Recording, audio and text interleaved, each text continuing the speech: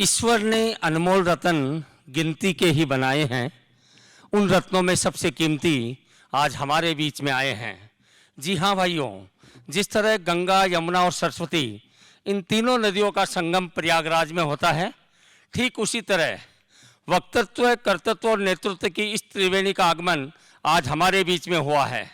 मनोरंजन और प्रबोधन व्याख्यानमाला के समापन में अपने विचारों के पुष्प लेकर के जल पुरुष यानी वाटरमैन ऑफ इंडिया के रूप में लोकप्रिय डॉक्टर राजेंद्र सिंह जी वस्त्र उद्योग नगरी इचलकरंजी में पधारे हैं। अपनी वक्तृत्व शैली से इन्होंने हजारों निवासियों का प्रबोधन करके उनको साथ में लिया और नदी बचाओ के रूप में कार्य किया। हजारों गांवों को पानी की सुविधा देने का अपने आधुनिक भागीरथ जैसे कर्तृत्व किया और 1975 से आज तक यानी 47 वर्षों तक तरुण भारत संघ जैसी संस्था का नेतृत्व कर रहे हैं। आप नदियों को पुनर्जीवित करने वाले सर्वमान्य पर्यावरणविद हैं। आपने आयुर्वेद में स्नातक, हिंदी साहित्य में स्नातकोत्तर, एपीजे अब्दुल कलाम विश्वविद्यालय लखनऊ से मानद डॉक्टरेट प्राप्त है। 2022 में आपको ग्लोबल विश्वविद्यालय बीकानेर से और स्वामी विवेकानंद ग्लोबल विश्वविद्यालय जयपुर से एक वर्ष में दोनों जगह से सामाजिक कार्य करने हेतु मानद डॉक्टरेट की पदवी प्रदान की गई। जिसको तुमने अब तक न समझा वो कहानी हूँ मैं, मुझे बर्बाद मत करो, पानी हूँ मैं। इस भावना से डॉक्टर राजेंद्र सिंह जी ये कहते हैं कि पानी बचाया जा सकता है लेकिन बनाया नहीं जा सकता। जैसे हमारे दादाजी ने पानी को नदी और तालाबों में देखा था, हमारे पिताजी ने उसी पानी को कुएं में देखा था, हमने पानी को नल में देखा। हमारे बच्चे पानी को फिल्टर के जार या बोतलों में देख रहे हैं, उनके बच्चे पानी को किस में देखेंगे? ये गहन प्रश्न है। इसलिए आपकी ये भावना है कि जैसे खिल उठती है कलियां बरसात की बूंदें पाकर, जैसे खिल उठती है कलियां बरसात की बूंदें पाकर, वैसे ही खिल उठेगा फ्यूचर, पानी अभी बचाकर, पानी अभी बचाकर। आपको अपने द्वारा किए गए सामाजिक कार्य हेतु अनेकों सामाजिक संस्थाओं से राष्ट्रीय और अंतर्राष्ट्रीय सम्मानों से नवाजा गया है, जिसमें रेमन मैग्सेसे पुरस्कार 2001, जमनालाल बजाज पुरस्कार 2005, द गार्जियन पुरस्कार 2008, पानी के लिए नोबेल पुरस्कार, Stockholm water prize 2015, United Kingdom की ओर से 2018 में अहिंसा सम्मान, अमेरिका सियाटल की ओर से 2019 में अर्थ रिपेयर और नई दिल्ली से 2019 का पृथ्वी भूषण अवार्ड के साथ जी डिजिटल 2022 की ओर से आपको लाइफ टाइम अचीवमेंट का अवार्ड दिया गया है। आपने देश की 12 नदियों को पुनर्जीवित करके 10,600 वर्ग किलोमीटर क्षेत्र में जलवायु परिवर्तन और उन्मूलन में सफलता प्राप्त की है। इसमें महाराष्ट्र की अग्रणी नदी और महाकाली नदी भी सम्मिलित है। डॉक्टर राजेंद्र सिंह नीर, नारी व नदी का सम्मान करते हुए इनको नारायण स्वरूप मानते हैं। सभी धर्मों व प्रकृति को प्यार और सम्मान करना ही इनका मूल धर्म है। आपने भारत के जंगलों को बचाने के लिए नई चेतना जागृत कर जल, जंगल, जमीन, जंगली जानवरों और जंगलवासियों को समग्र संरक्षण की पेशवी प्रक्रिया को विस्तार दिया है। गंगा नदी को अविरलता की बात को उठाने वाले आप देश के प्रथम नागरिक बने जिसको केंद्र व राज्य सरकार ने स्वीकार किया। जल ही जलवायु और जलवायु ही जल है, इस सिद्धांत को आपने संयुक्त राष्ट्र संघ में मान्यता दिलवाई है। ऐसे कर्मठ, कर्मयोगी, पूर्ण समर्पित, बहुआयामी और इंद्रधनुषी व्यक्तित्व के धनी डॉक्टर राजेंद्र सिंह जी को मैं इन लाइनों के साथ आपके सामने सहसम्मान उनके विचार रखने के लिए आमंत्रित करता हूं कि दृढ़ निश्चय के आगे फौलाद पिघल जाते हैं, गतिशील पवन हो तो सागर मचल जाते हैं।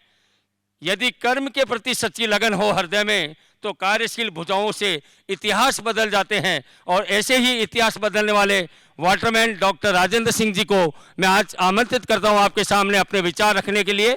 धन्यवाद। मनोरंजन प्रबोधन व्याख्यान माला में आप सबके बीच मैं अपने को उपस्थित पाकर आनंदित हूं। मैं जानता हूं कि महाराष्ट्र के लोग देश के दूसरे राज्यों के अपेक्षा ज़्यादा गंभीर और समझदार हैं, लेकिन कई बार अपनी समझदारी हमें और पीछे ले जाती है। एक काल था जब महाराष्ट्र इस देश में नंबर 1 था, नंबर 1 विकास में था, आज नंबर 1 विनाश में है। जिस राज्य के पास इस देश के 42% लार्ज डैम हो, जिस राज्य के पास सबसे ज़्यादा अपने साधन हो, वर्षा भी दूसरे राज्यों के मुकाबले सबसे ज़्यादा हो, उस राज्य के लोग बेपानी हों, उस राज्य की नदियां बीमार और आईसीयू में भर्ती हों, तो फिर उस राज्य को आप कैसे कहेंगे कि वो राष्ट्र के अंदर महाराष्ट्र है। महाराष्ट्र, राष्ट्र के अंदर महाराष्ट्र बनना, जिस काल में ये महाराष्ट्र बना, वो काल था जब ये राज्य अपने चरमोत्कर्ष पर प्रकृति के साथ, धरती के साथ कुछ अच्छे काम कर रहा था। यहाँ की नदियाँ शुद्ध सदा नीरा होकर बहती थी। लेकिन इन पिछले 40 सालों में हम देखें कि ये गति कितनी तेजी से मुड़ी है। इस राज्य की नदियों का पानी पीने के लायक था। आज इस राज्य में एक भी नदी ऐसी नहीं है जिसका पानी उठा के पी सके, बल्कि बहुत सारी नदियां तो नहाने के लायक भी नहीं बची हैं। पंचगंगा जैसी नदी जो किसी जमाने में शुद्ध सदा नीरा होकर बहती थी, आज उसमें जल पड़नी है। उसको देख के लगता ही नहीं नदी है, उसको देख के लगता है कि ये किसी शहर का गंदा नाला है और उस गंदे नाले में जलपर्णी ने अपना कब्जा कर लिया है। वो नदी जैसी नहीं लगती। मैंने उस नदी को 2007 से आज तक कितने बार देखा है, मुझे गिनती भी याद नहीं है। जब भी मैं कोल्हापुर आता हूँ या इस तरफ आता हूँ तो मेरा मन होता है कि जाके जरा एक बार देख लूं। लेकिन आज मैंने उसको जैसा देखा, आज तो वो बिल्कुल ऐसा लगता है कि मरने के लिए तैयार है। शायद आप लोगों ने उसको आईसीयू में भर्ती करा दिया है तो आपको लग रहा है कि थोड़ा बहुत इलाज करा के ठीक कर लेंगे। तो मैंने एक बार तो सोचा कि शायद ये आईसीयू में भर्ती है और ये लोग इचलकरंजी के लोग इसका ठीक से इलाज करेंगे वेंटिलेटर पे, तो ये शायद ठीक हो जाएगी। पर हालात ऐसे खराब हैं कि अब वो बचने के हालात में दिख नहीं रही है। मैं जानता हूं कि मैं यदि आपसे पूछूंगा कि आप पंचगंगा को बचाना चाहते हैं कि उसको उसकी हालात पे छोड़ देना चाहते हैं, तो मैं जानता हूं कि ये हॉल सब हाथ उठा के कहेगा कि नहीं, हम पंचगंगा को बचा लेंगे और वो बच जाएगी। दोस्तों, इस वक्त आप जानते हैं हिंदुस्तान की हालत क्या है। हिंदुस्तान की 2/3 छोटी नदियां सूख कर मर गई हैं और 1/3 नदियां गंदे नाले बन गई हैं। अब इस देश में नदियां कहीं भी किसी भी राज्य में जाओ, सबसे अच्छा राज्य नदियों के लिए उत्तराखंड माना जाता था। उत्तराखंड में बहने वाली नदियां थोड़ी नहाने के लायक थी। उनके जल का जो विलक्षण प्रदूषण नाशनी शक्ति थी उस जल में, उस जल के कारण वो काफी दिनों तक अच्छी रही। लेकिन उसको भी हमने जिस तरह से बांध के, उन नदियों को भी बांध बना के मार दिया है। हम लोग कई बार ऐसे लोग हैं हम कि हम बातें बहुत अच्छी करते हैं, पर उन बातों में अपना व्यवहार, अपना आचरण और हमारा चरित्र वो सब भूल जाते हैं। हम बातों में इतने खो जाते हैं कि हमें अपना कर्तव्य क्या करना चाहिए उसका कोई ध्यान नहीं रहता, भूल जाते हैं उसको बिल्कुल। हम भारत के लोग नदियों को सदियों से मां कहते हैं। अरे भाई, जिसे हम मां कहते हैं उस मां के प्रति उसके बेटों का कोई कर्तव्य होता है कि नहीं, उसकी बेटियों का कोई कर्तव्य होता है कि नहीं, कि मां की देखभाल करे। मां यदि बीमार है, आईसीयू में भर्ती है, तो जरा उसको संभाले, ये देखे कि उसका ठीक डॉक्टर इलाज कर रहा है कि नहीं।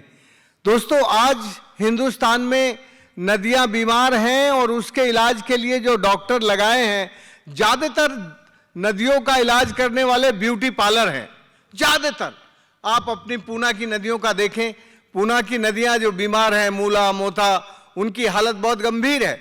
लेकिन उनके इलाज के लिए 5,000 करोड़ इस साल अनाउंस हुआ है, जो अभी 5,000 करोड़, वो 5,000 करोड़ कौन लेगा? Beauty parlour. ब्यूटी पार्लर वो होता है जो ब्यूटिफिकेशन के लिए काम करता है। ब्यूटी पार्लर वो होता है जो नदी की का सौंदर्य सीमेंट कंक्रीट की सीढ़ियां और घाट बनाकर काम करने के लिए चुने जाते हैं, उनको मैं ब्यूटी पार्लर कहता हूं। तुम्हारी नदियों की हालत, ये जो पंचगंगा है, आपने कभी सोचा, कोई मुझे बताएगा कि तुम्हारी ये नदी क्यों बीमार हुई? इस नदी को बीमार करने वाला कौन है? इस नदी को मारने वाला कौन है? इस नदी को सरकारी लोगों ने मारा कि गैर असरकारी लोगों ने मारा? किसने मारा? इन सारे सवालों के जवाब जरा आप इस हॉल में बैठ के सोच के मुझे बताइए, और जब मैं आपको सवाल पूछने का मौका दूंगा तो उस वक्त उन सवालों को भी बताइए, मुझसे पूछिए, और यदि आपके पास जवाब है तो आप जवाब दीजिए। दोस्तों, इस नदी को, पंचगंगा को मारने का काम सरकार ने किया है। आप जानते हैं कि ये जो म्युनिसिपल कॉरपोरेशन है और पंचायतें हैं, कॉन्स्टिट्यूशन के 73rd और 74th अमेंडमेंट के बाद ये संपूर्ण रूप से सरकारी संस्थान हैं, और आपकी म्युनिसिपल कॉरपोरेशंस सरकारी संस्थान होने के बावजूद आपकी नदियों को मैला ढोने वाली मालगाड़ी बना रहे हैं। अब आप मुझसे पूछ सकते हैं कि सरकारों ने यह गलत काम कब से शुरू किया? 1932 में इस देश के अंदर आजादी का आंदोलन बहुत जोरों से चल रहा था और अंग्रेज हमसे परेशान थे। तब तक उन्होंने ये मन नहीं बनाया था कि वो भारत को छोड़ के जाएंगे। भारत को छोड़ के जाने का मन तो उनका 1942 में बना कि अब तो भारत छोड़ना ही पड़ेगा, लेकिन 32 तक उनका मन नहीं था। 32 तक वो हमें कंट्रोल करना चाहते थे। तो उन्होंने एक कमिश्नर को, ब्रिटिश पार्लियामेंट ने हॉकिंस नाम के कमिश्नर को बनारस में लगाया, और बनारस में जब उसको भेजा गया तो कहा कि जरा इन हिंदुस्तानियों को मजा चखाना है। अब मजा क्या चखाना है, ये इंस्ट्रक्शन नहीं था, बस मजा चखाना है, क्योंकि ये लोग आजादी के आंदोलन के लिए हमारी सरकारों को बहुत तंग कर रहे हैं। तो आप लोग देखिए क्या कर सकते हो। ये जो ब्यूरोक्रेट होता है, इसका दिमाग बहुत शार्प होता है। वो मेंटल एक्सरसाइज करके अपने दिमाग को बढ़ाता है और दिल को छोटा कर लेता है। दिल बहुत छोटा होता जाता है ऐसा, और दिमाग बहुत एक्सरसाइज में बहुत बढ़ता जाता है, बहुत तेज गति से दौड़ता है इनका दिमाग। तो उसने सोचा कि ये जो गंगा है, इसको ये हिंदुस्तानी लोग माँ कहते हैं, और इसके साथ इनकी बड़ी आस्था है, बड़ी पूजा करते हैं, और पूरे हिंदुस्तान के लोग इसमें स्नान करने आते हैं, तो इनको गंगा से मजा चखाते हैं। तो उसने क्या किया कि बनारस में 3 गंदे नाले थे। इन तीनों गंदे नालों को शुद्ध करने का पुराना सिस्टम था, त्रिकुंडीय व्यवस्था। जो शहर का गंदा पानी था वो पॉन्ड नंबर 1 में, तालाब नंबर 1 में आता था पहले, और फिर धीरे धीरे उसका जो भी कुछ मलबा था वो सेटल हो जाता था, और पानी निथर के ताल नंबर 2 में जाता था। ताल नंबर 2 ऐसी जगह पर बना होता था जहां पर वो रिचार्ज हो सके उसका पानी, और वो जो उसका नेचुरल सिस्टम है वो उसमें नीचे जाके प्यूरिफाई करके नीचे से, और फिर नंबर 3 में जाके, नंबर 3 में से धरती के पेट में जाके फिर वो हमारी अस्सी नदी में और वरुणा नदी में निकल के फिर अस्सी और वरुणा से गंगा में जाते थे। लेकिन इसने क्या किया, इसको 20 लाख रुपए मिले थे ब्रिटिश पार्लियामेंट से कि इनको 20 लाख का बजट था, उसमें से आधे से ज्यादा बजट इसने बनारस के ब्यूटिफिकेशन के लिए अलॉट कर दिया, और एक डेडलाइन का जीआर निकाला। ये 14 नवंबर 1932 का जीआर है, आप देख सकते हैं उसको खोज के, कुल डेडलाइन का जीआर है। उसमें लिखा है, for the beautification of Banaras city we can link 3 drain directly with Ganga. Pandit Madan Mohan Malviya उन दिनों में बनारस में एक हिंदू विश्वविद्यालय की स्थापना कर रहे थे, नया विश्वविद्यालय बन रहा था। पंडित जी को पता चला, पंडित जी अपने 6-7 प्रोफेसरों को साथ लेके वहां जा धमके हॉकिंस के यहां। हॉकिंस बड़ा चालाक था। हॉकिंस ने देखा कि पंडित जी आ रहे हैं, बहुत नाराज होंगे, तो उसने कहा यस वेलकम माय लॉर्ड। अब पंडित जी का आधा गुस्सा तो शांत हो गया। थोड़ी देर बैठे, 2-3 मिनट के बाद फिर पंडित जी ने कहा, mister Hawkins, you know what is the relation of Indian people with Ganga? Yes sir, I know my Lord, your Ganga is your mother, but you can decide if you want a beautification of your city, so only this solution, these drains we can connect with Ganga. If we not connect, so the open water created dirtiness in this region and mosquito and so many health problem coming. पंडित जी ने कहा कि मैंने अपनी मां को कभी ये नहीं देखा कि मेरी मां कितनी सुंदर है, तो इसलिए मुझे ब्यूटिफिकेशन नहीं चाहिए। मैं अपनी मां के केवल प्यार को देखता हूं और उनके पैरों को देखता हूं। मैंने कभी भी अपनी मां की सुंदरता नहीं देखी। इसलिए यदि गंगा को आप मेरी मां मानते हैं तो मेरी मां की गंगा के सौंदर्य के लिए काम मत करो। मेरी मां जैसी है वैसी रहने दो, इसमें गंदे नाले मत मिलाओ। हॉकिंस ने कहा, माय लॉर्ड, मुझे 20 लाख रुपए मिले हैं इस काम के लिए। आप यदि इसको नहीं करने देंगे तो मैं ये रुपया वापस भेज दूंगा। उनके डेलीगेशन में जो प्रोफेसर्स थे उन्होंने कहा, पंडित जी इस पैसे को लग जाने दीजिए, हमारा देश जल्दी आज़ाद होगा। जब देश आज़ाद होगा तो इन गंदे नालों को हम रोक देंगे, गंगा में नहीं जाने देंगे। ये हाउस जरा हिसाब लगा के बताए कितने दिन हुए इस बात को? 14 नवंबर 1932।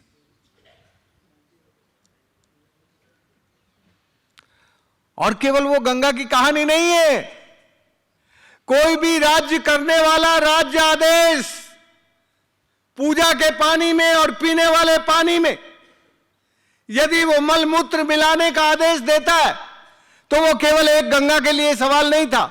इस देश की सारी नदियों में जितने भी म्युनिसिपल कॉरपोरेशंस हैं, जितने भी सरकारी संस्थान हैं, बिना किसी से डरे सारे गंदे नाले अपने आसपास की नदियों में डालने लगे। अरे यार, जिस पानी में तुम नहाते हो, जिस पानी का तुम आचमन करते हो, जिस पानी में तुम 100 साल पुराने शिव जी के मंदिर पर पानी चढ़ाते हो, उसमें तुम अपने शहर का मलमूत्र मिलाते हो। और इस मलमूत्र मिलाने को किसने मान्यता दी? 1932 में। और 1932 की बात अब आप अंदाज लगा लीजिए कि आज तक वो आदेश बदला नहीं गया। आज तक उस कानून को किसी भी सरकारों ने नहीं बदला।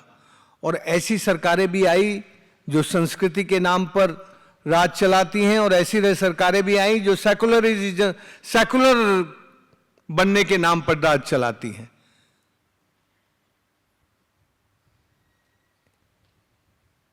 इसका मतलब क्या? इसका मतलब साफ है कि दलगत राजनीति में नदियों के लिए आज कोई जगह नहीं है।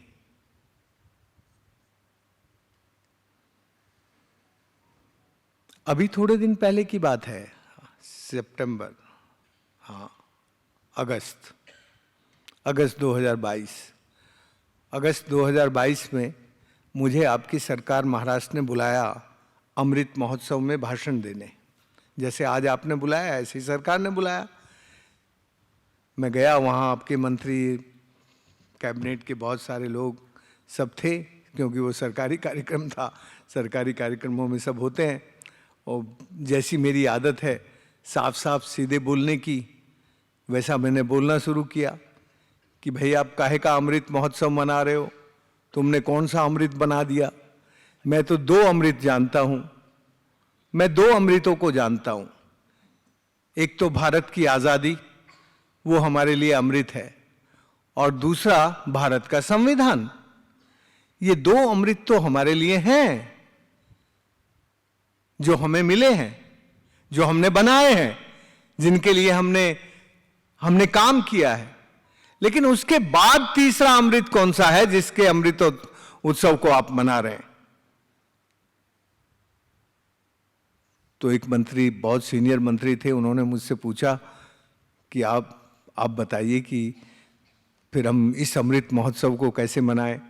तो मैंने कहा कि आपके राज्य में कोई एक भी नदी है जिसमें अमृत बहता हो? कोई एक नदी तो बता दो। वो मंत्री उसकी तरफ देखे, वो मंत्री उसकी तरफ देखे। फिर आगे चल के फिर मुझसे पूछा तो कैसे करें? तो मैंने कहा, मैंने बहुत संक्षिप्त छोटे से में उनको रास्ता बताने की कोशिश की। मैंने कहा यदि आप सचमुच अमृत महोत्सव मनाना चाहते हो तो इस राज्य की नदियों को अमृत वाहिनी कैसे बना सकते हैं, कम से कम सोचो तो सही यार। यदि तुम अमृत वाहिनी नहीं बना सकते कोई बात नहीं, पर अमृत वाहिनी बनाने का संकल्प तो हो, सरकार का प्रतिबद्धता तो हो, रास्ते पर चलने का इरादा तो हो कि हां हम अपने राज्य की नदियों को अमृत वाहिनी बनाना चाहते हैं। मुझसे कहा कि आप हमें सिस्टम बताइए कैसे करें। तो मैं तो बैठ गया था अपना भाषण देके। फिर मुझसे धीरे से कान में कहा, तो मैंने कहा मुझे 2 मिनट में बता देता हूं, अभी पब्लिकली बता देता हूं। नेताओं को बताऊंगा तो छुपा लेंगे कि मैंने क्या बताया क्या नहीं। जो मुझे बोलना है तो मैं पब्लिक को ही बता दूं। तो मैंने उनसे कहा कि देखिए, तुम्हारी सरकारों के बस की नहीं है नदियों को ठीक करना। तुम्हारी सरकारें नदियों को ठीक ना करना चाहती हैं और ना कर सकेंगी।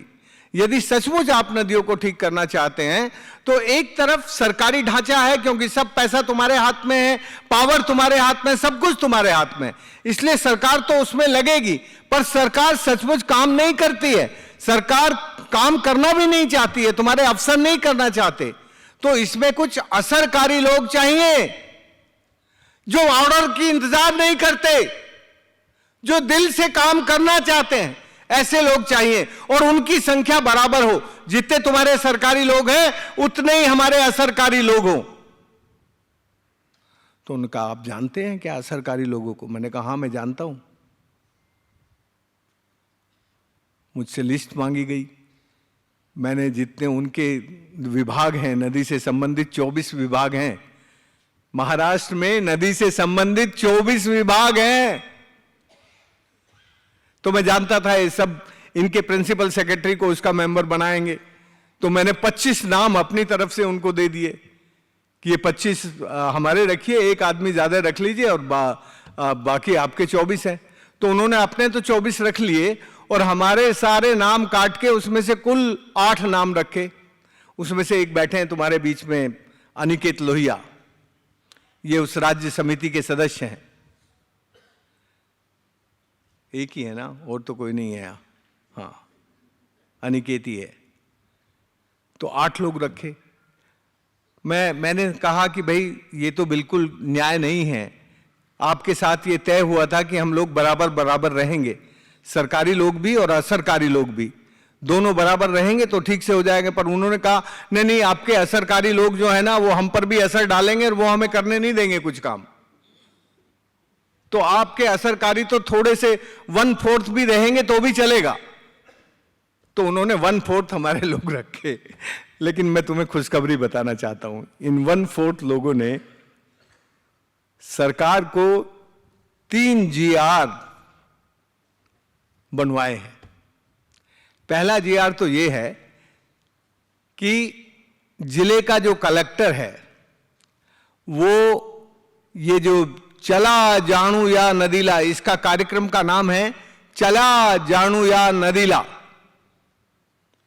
चलो नदी को जानने की कोशिश करते हैं, ये नदी बीमार है कि कैसी है क्या है, कम से कम जाने तो सही नदी को।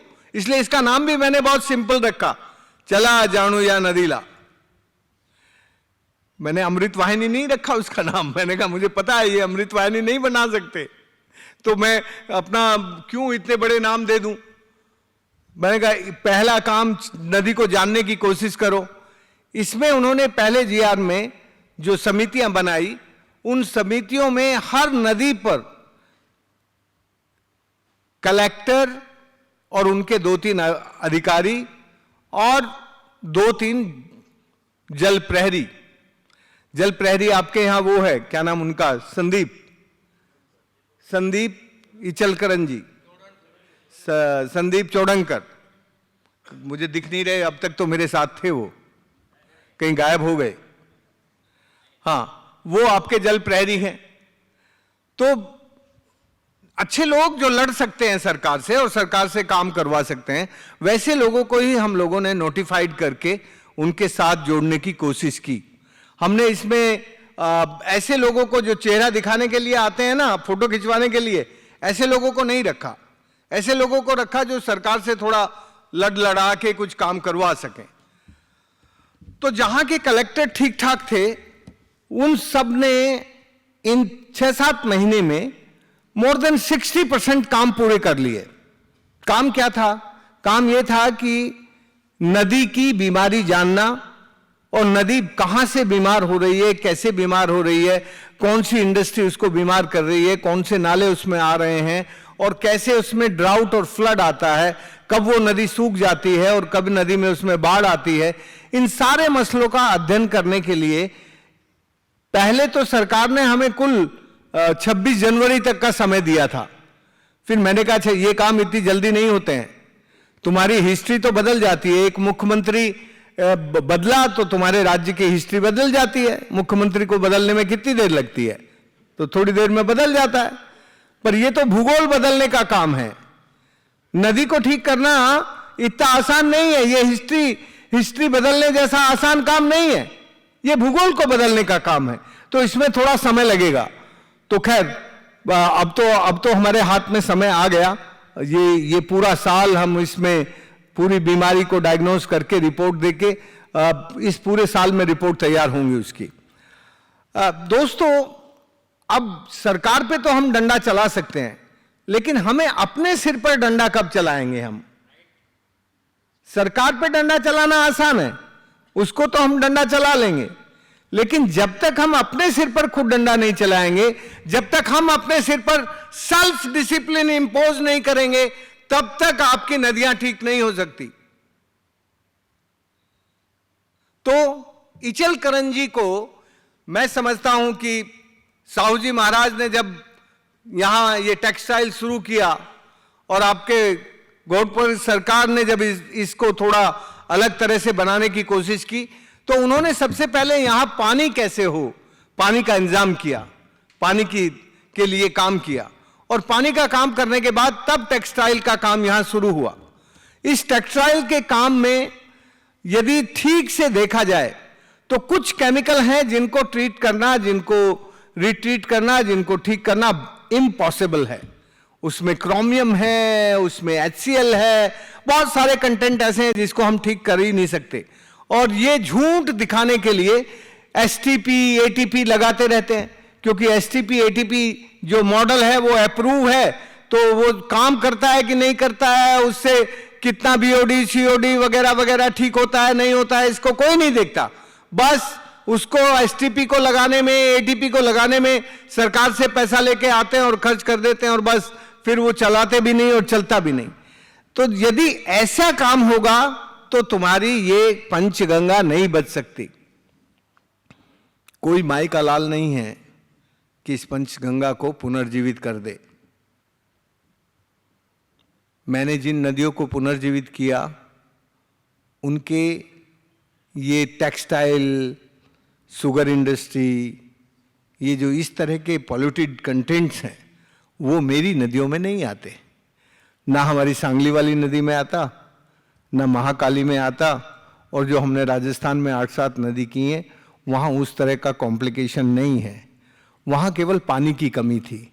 तो पानी हमने सूरज को चोरी करना रोक दिया। सूरज से कहा कि तू हमारे राजस्थान में, हमारे जगह में पानी की चोरी नहीं कर सकता, क्योंकि सूरज की चोरी रोकने के लिए जो कन्फाइंड वर्टिकल फ्रैक्चर्स थे, उनको आइडेंटिफाई करके उसके ऊपर हमने डैम बनाया। तो जैसे ही पानी बारिश में आता है, वो सीधा धरती के पेट में चला जाता है, रिचार्ज हो जाता है, और धरती के पेट में से सूरज चोरी नहीं कर सकता। तो हमने सूरज की चोरी तो रोक दी अपने इलाके में। अब सूरज की हिम्मत नहीं है कि हमारा पानी चोरी कर सके। सूरज से पहले तो मैंने एप्लीकेशन दी कि यार तू हमारे राजस्थान में चोरी मत करे, तुझे चोरी करनी है तो बंबई चला जा, अरेबियन सी में वहाँ से चोरी कर ले, कितनी भी करनी है तुझे। पर सूरज तो सुनता नहीं है। उसने कहा देखो भाई, मेरे लिए तो पूरी दुनिया बराबर है। मैं किसी की सुनने वाला नहीं हूँ, इसलिए उसने हमारी सुनी नहीं। तो हमने कहा भाई तू नहीं सुनेगा तो हम तेरा इलाज करेंगे। तो हमने उसका इलाज कर दिया। हमने करीब करीब 14,000 डैम बनाए, और 14,000 डैम ऐसी जगह बनाए जो धरती के ऊपर पानी नहीं रुके, जो धरती के अंदर के बैंक हैं उनको रिचार्ज करे। तो धरती के अंडरग्राउंड एक्यूफर्स को रिचार्ज किया, और उसके कारण जब वो रिचार्ज हुआ, एवोपरेशन लॉस रुक गया। हमारे यहाँ सूरज की नजर बहुत टेढ़ी होती है राजस्थान में, बहुत, वो इतना पानी तो 24 घंटे में उड़ा लेता है, इतना। और हमारे यहाँ साल भर में पानी बरसता है कुल इतना। तुम्हारे यहाँ पानी बरसता है इतना साल भर में, हमसे कम से कम 8 गुना ज्यादा बरसता है। तो तुम तो भगवान के लाडले बेटे हो, तो तुम तो अपनी चोरी करवा सकते हो। भाई लाडले बेटे की कितनी चोरी करेगा, लाडले बेटों की चोरी कर ली तो कर ली, पर हम तो लाडले बेटे नहीं थे ना। हमसे तो भगवान जी पहले ही नाराज, पहले ही बारिश नहीं होती थी। तो हमने भगवान जी को फिर थोड़ा ठीक से मना के सूरज को चोरी करना रुकवा दिया। उसके कारण आज हम 8 नदियां तो अकेले राजस्थान में पुनर्जीवित कर सके। अभी मैं जिस नदी में से आया हूं, चंबल की 2 नदियां हैं, शेरनी और पार्वती, वो 841 स्क्वायर किलोमीटर की नदियां हैं। इसमें जब पानी नहीं था तो वहां के सारे लोग बंदूक लिए हुए लूटपाट के काम में ही लगे रहते थे। एक भी आदमी ऐसा नहीं था जो बिना बंदूक के रहता हो, सब बंदूक से लूटपाट करने का काम था। और जैसे ही जैसे ही ये दिवाली आती थी ना, दिवाली के 11 दिन बाद, देव उठनी 11 को, तो वो बंदूकें लेके सब घर छोड़ के निकल जाते थे बाहर। देव उठनी 11 के बाद वो वहां रह ही नहीं सकते थे क्योंकि पानी नहीं था। तो हमें ये समझ में आया कि भाई ये बेपानी होकर बंदूक उठाते हैं, इनकी जिंदगी में लाचारी, बेकारी, बीमारी है।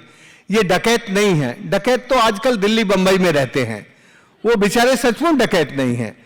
वो तो लाचार, बेकार, बीमार और डरते डराते लोग फरारी में रहते हैं। तो असली डकैत तो दिल्ली बंबई में है। तो हमने कहा भैया आप इनको पानी के काम में लगा देते हैं। दोस्तों, मुझे आज बताते हुए सचमुच बहुत खुशी हो रही है आप सबके सामने।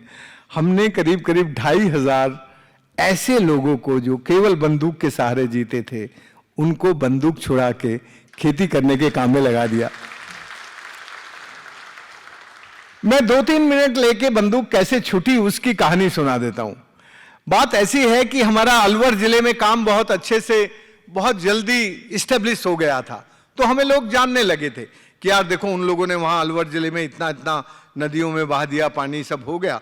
तो हमारे इलाके में गरीबी थी, लेकिन हमारे अलवर में बंदूक नहीं थी, बंदूक वाले लोग नहीं थे। लाचारी थी, बेकारी थी, बीमारी थी। गांव छोड़ के दिल्ली बंबई काम करने चले जाते थे, मजदूरी करने। पर ये चंबल के लोग जरा अलग थे। तो ये जो चंबल के लोग थे, इन्होंने हमारे यहाँ की लड़कियों को खरीद के अपने यहाँ अपने घरों में रख लिया था। तो एक लड़की थी भगवती, जो भावता गांव की लड़की थी। ये वो जब अपने पिहर गई माँ बाप के पास, तो उसने देखा कि यार हमारे तो खेती होने लगी, हमारी जमीन पे तो अब हरियाली है। तो उसने अपनी माँ से पूछा कि माँ ये खेती कैसे होने लगी, क्या हुआ है? तो उसकी माँ ने बताया कि एक पागल आदमी है, वो यहाँ रहता है पास के गांव में, बीकमपुरा गांव में, गोपालपुरा में, उसने ये सब कर दिया। तो उसने अपनी माँ से कहा कि ये पागल आदमी हमारे यहाँ नहीं आ सकता क्या?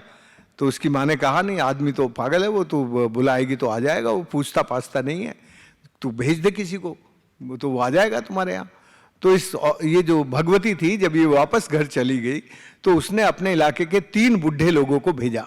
ये सब 80-85 साल से ऊपर के लोग थे। ये तीनों आए और इन्होंने मुझसे कहा कि भाई आप हमारे यहाँ, आपने यहाँ अलवर में इतना अच्छा काम किया, हमारे करौली धौलपुर में थोड़ा कुछ हम लोगों के लिए काम कर दो। तो मैं कोई पुलिस इंस्पेक्टर तो था नहीं कि मैं इनकी जांच करता कि तुम कौन हो, क्यों बुलाने आए। मैंने कुछ नहीं पूछा उनसे। मैंने कहा अच्छा तो कल चलेंगे, आज तो तुम रात को रुको। तो हम सुबह उठ के उनके यहाँ चले गए। तो उस गांव का नाम है चौंडकिया। वो चौंडकिया गांव में ये भगवती रहती थी। तो उसने हमें वहां ले जाके भगवती से मिला दिया।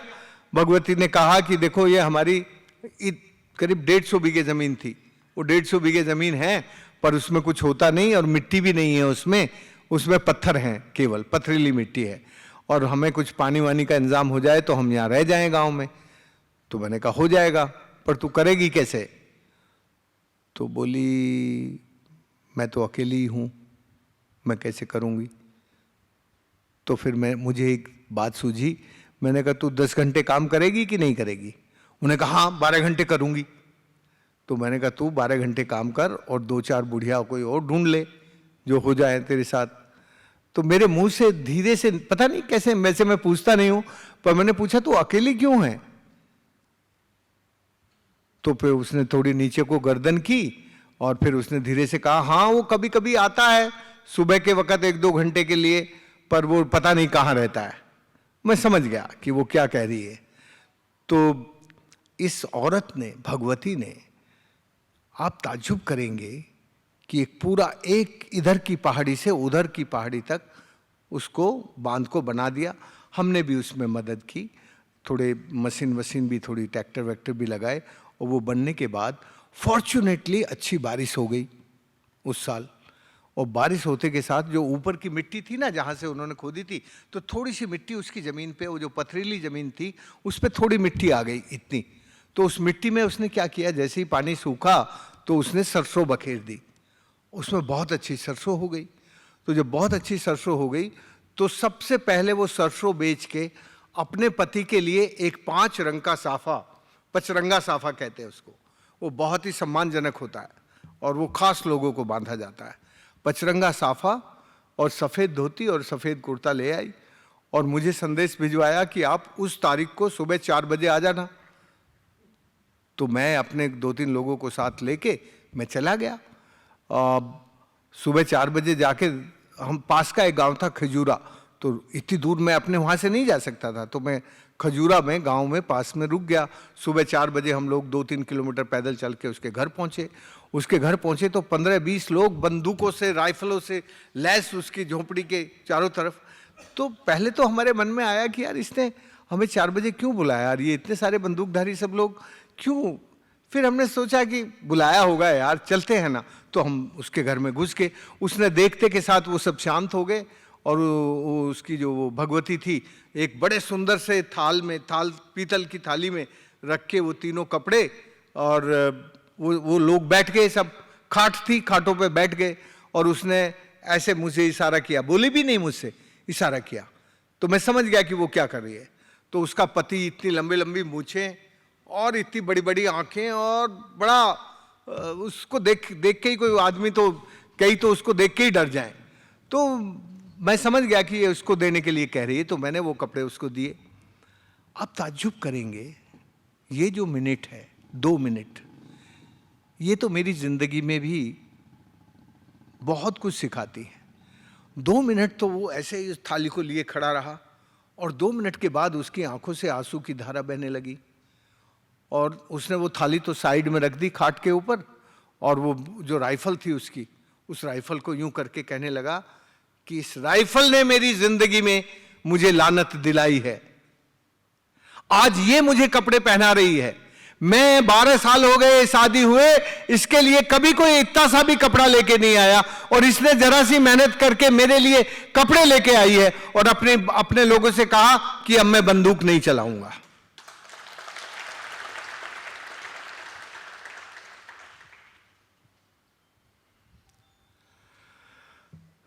उसके साथियों ने कहा कि देखो, पुलिस तुझे जिंदा नहीं रहने देगी, घर में नहीं यहाँ रहने नहीं देगी, तू अभी बहुत भावना में बह रहा है, और तू ये कुछ मत, तू साथ चल। उसने कहा नहीं, अब मैं नहीं जाऊँगा। फिर दोबारा उन लोगों ने कहा, तो उन्होंने कहा पुलिस करेगी तो ये है ना, मेरी तरफ इशारा करके कहा ना, ये है ना, ये करेगा जो कुछ करना है, या पुलिस को करना होगा तो पुलिस करेगी। दोस्तों, बस मैं इतना ही कह दूं कि जैसे वो हुआ, तो मैं राजस्थान का जो डीजीपी था उन दिनों, शांतनु कुमार था, उसको मैंने कहा कि भाई तुम्हारी पुलिस उसको आज तक नहीं पकड़ पाई, उसके ऊपर 10 लाख रुपए का इनाम है, तब भी नहीं पकड़ पाई, अब वो आ गया है, उसने बंदूक छोड़ दी है, तो अब आप उसकी रक्षा करना हमारा काम है ना। तो उसने कहा नहीं नहीं, आपके लिए तो आसान है राजेंद्र भाई, आप जो कह रहे हैं बात तो ठीक है, लेकिन पुलिस और हमारा सरकार तो कानून से चलता है, कानून के बिना तो कुछ हम कर नहीं सकते। तो मैंने कहा यार कानून को ठीक कर सकते हो, तुम्हें जो भी कानून को ठीक करना हो कर लो, पर तुम इसको 9 महीने से ज़्यादा जेल में मत रखना। भले ही तुम इसको ले जाओ, 9 महीने में सब इसका कुछ जो भी कुछ कार्रवाई करनी है कर दो। शांतनु कुमार ने, मैं उसको बधाई देना चाहता हूँ, 9 महीने के अंदर कुल जेल में रखा और बाहर निकालने के बाद इस आदमी ने अपने घर रहकर जिस तरह से शांति से, ये अकेला आदमी था तो शुरू के 2-3 साल तो ये अकेला ही रहा, बस फिर तो इसको देखकर सैकड़ों लोगों ने बंदूकें छोड़ना शुरू किया। और मैंने कभी किसी भी एक भी आदमी को, मैं आप लोगों को एक बहुत खास बात बताना चाहता हूँ, मैंने अपनी ज़िंदगी में कभी भी किसी भी डाकू को ये नहीं कहा कि तू बंदूक छोड़ दे, क्योंकि मेरे मन में ये विश्वास था कि ये डाकू नहीं है। फिर मैं बोल रहा हूँ कि डाकू तो दिल्ली बम्बई में रहते हैं, तो मैंने कहा मैं इनको क्यों कहूँ बंदूक छोड़ दो। तो उन्होंने मेरे कहने से बिना कहे आज 2500 से ज़्यादा लोग हो गए हैं, बिना कहे। भारत की जो मूल आत्मा है ना, वो तो प्रेम, विश्वास, एहसास और आभास से बनी है। इसमें जब किसी से प्यार हो जाता है तो उसके साथ रह के विश्वास बनने लगता है, और जब विश्वास हो जाता है तब एहसास होता है कि हां हम ये कर सकते हैं, और जब ये एहसास हो जाता है फिर उसको ये आभास हो जाता है कि उसको कहां पहुंचना है। ये जो भारतीय मन मानस की प्रक्रिया है, उसमें से इन लोगों में मूल चरित्र तो हिंसा का नहीं था, पर कोई मरता हो तो क्या ना करता, मरता कोई क्या ना करता। तो जब ये मर रहे थे भूखे प्यासे, जब इनके पास पानी नहीं था, मर रहे थे, तब इन्होंने बंदूकें उठाई थी। अब जब पानी आया तो इन्होंने बंदूकें अपने आप छोड़ दी और अब खेती करते हैं। अच्छा ये हुआ कि राजस्थान की पुलिस ने बहुत सावधानी से ज्यादा तंग नहीं किया इन लोगों को, नहीं तो राज्य की पुलिस बहुत तंग करती है और जुडिशरी भी बहुत तंग करती है। फॉर्चुनेटली जब ये तय हो गया कि ये समर्पण कर रहे हैं, तो समर्पण के कारण इन लोगों को राहत मिल गई और अब ये लोग अच्छे से खेती में आ गए।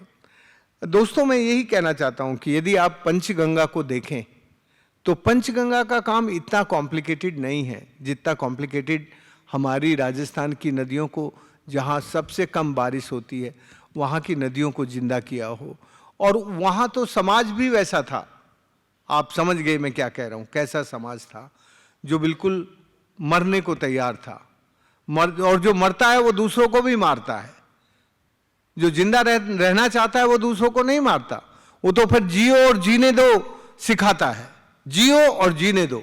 और जो मर रहा है भूखा प्यासा, वो दूसरों को भी मारेगा। वो दूसरों को क्यों नहीं मारेगा, क्योंकि उसको पता है मैं भूखा प्यासा मर रहा हूं तो दूसरों को भी मारेगा वो। तो हमारे हालत तो इतने खराब थे। उन खराब हालतों में हमने शेरनी नदी को और पार्वती नदी को, चंबल की ये 2 बड़ी नदियां हैं, इन दोनों को पुनर्जीवित किया। आपको यदि पंचगंगा पुनर्जीवित करने हैं तो 3 काम करने की जरूरत है। एक तो इसके जितने भी ओढ़े हैं, जितने भी नाले हैं, उन नालों को जरा देखना पड़ेगा कि उन नालों में किस तरह का फ्लो है, किस तरह का ये गंदा पानी आता है। तो रिवर और सीवर को सेपरेट करने का जो सिद्धांत हमारा है, वो सिद्धांत पंचगंगा में लगाना पड़ेगा। ये जो गंदे नाले हैं, इन गंदे नालों को ट्रीट करके भी नदी में मत डालो। यदि आप ट्रीट करके डालोगे तो इंडिया का जो करप्शन ब्रेन है ना, ये जो भ्रष्टाचारी दिमाग है, वो भ्रष्टाचारी दिमाग कहेगा कि एसटीपी लगा हुआ है, पर वो एसटीपी चलेगा नहीं, और चलेगा भी तो दिखाने के लिए चलेगा। वो पानी की बीओडी सीओडी का लेवल वही रहेगा, और वो कहेगा कि ट्रीट कर दिया, ट्रीट करने के बाद नदी में डालेंगे तो फिर वैसा ही पॉल्यूट होगा। तो ट्रीट करके उस पानी को रिट्रीट करके, रिसाइकल करके रीयूज करना चाहिए, नदी में नहीं डालना चाहिए। ये सिद्धांत यदि हम इस नदी के बारे में बना लेंगे तो फिर इसमें जलपर्णी पैदा नहीं होगी।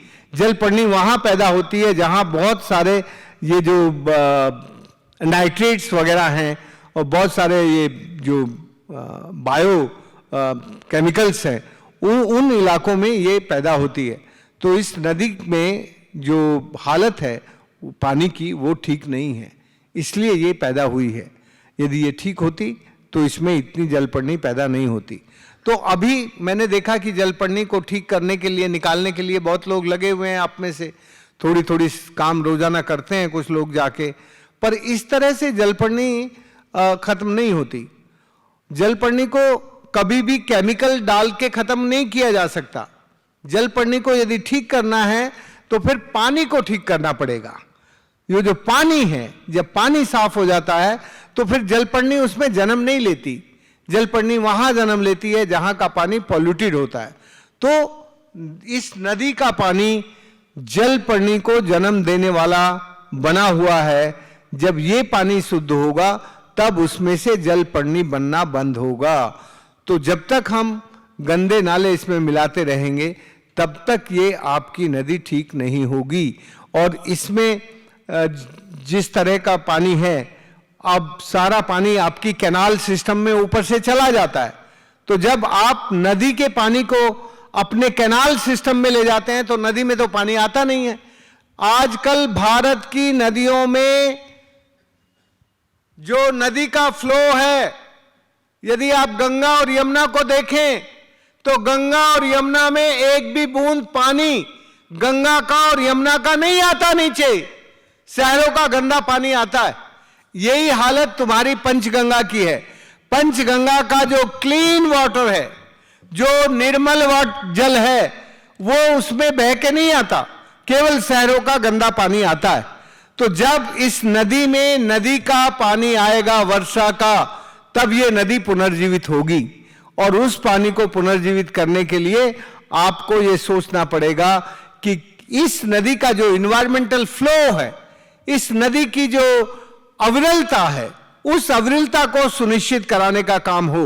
वो अविरलता सुनिश्चित कराने का काम होगा जब आपका राज, समाज, संत और महाजन ये सब मिल बैठकर इसकी प्लानिंग करेंगे।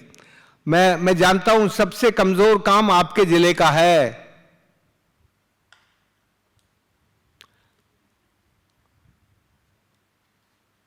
संदीप नहीं है, चला गया वो।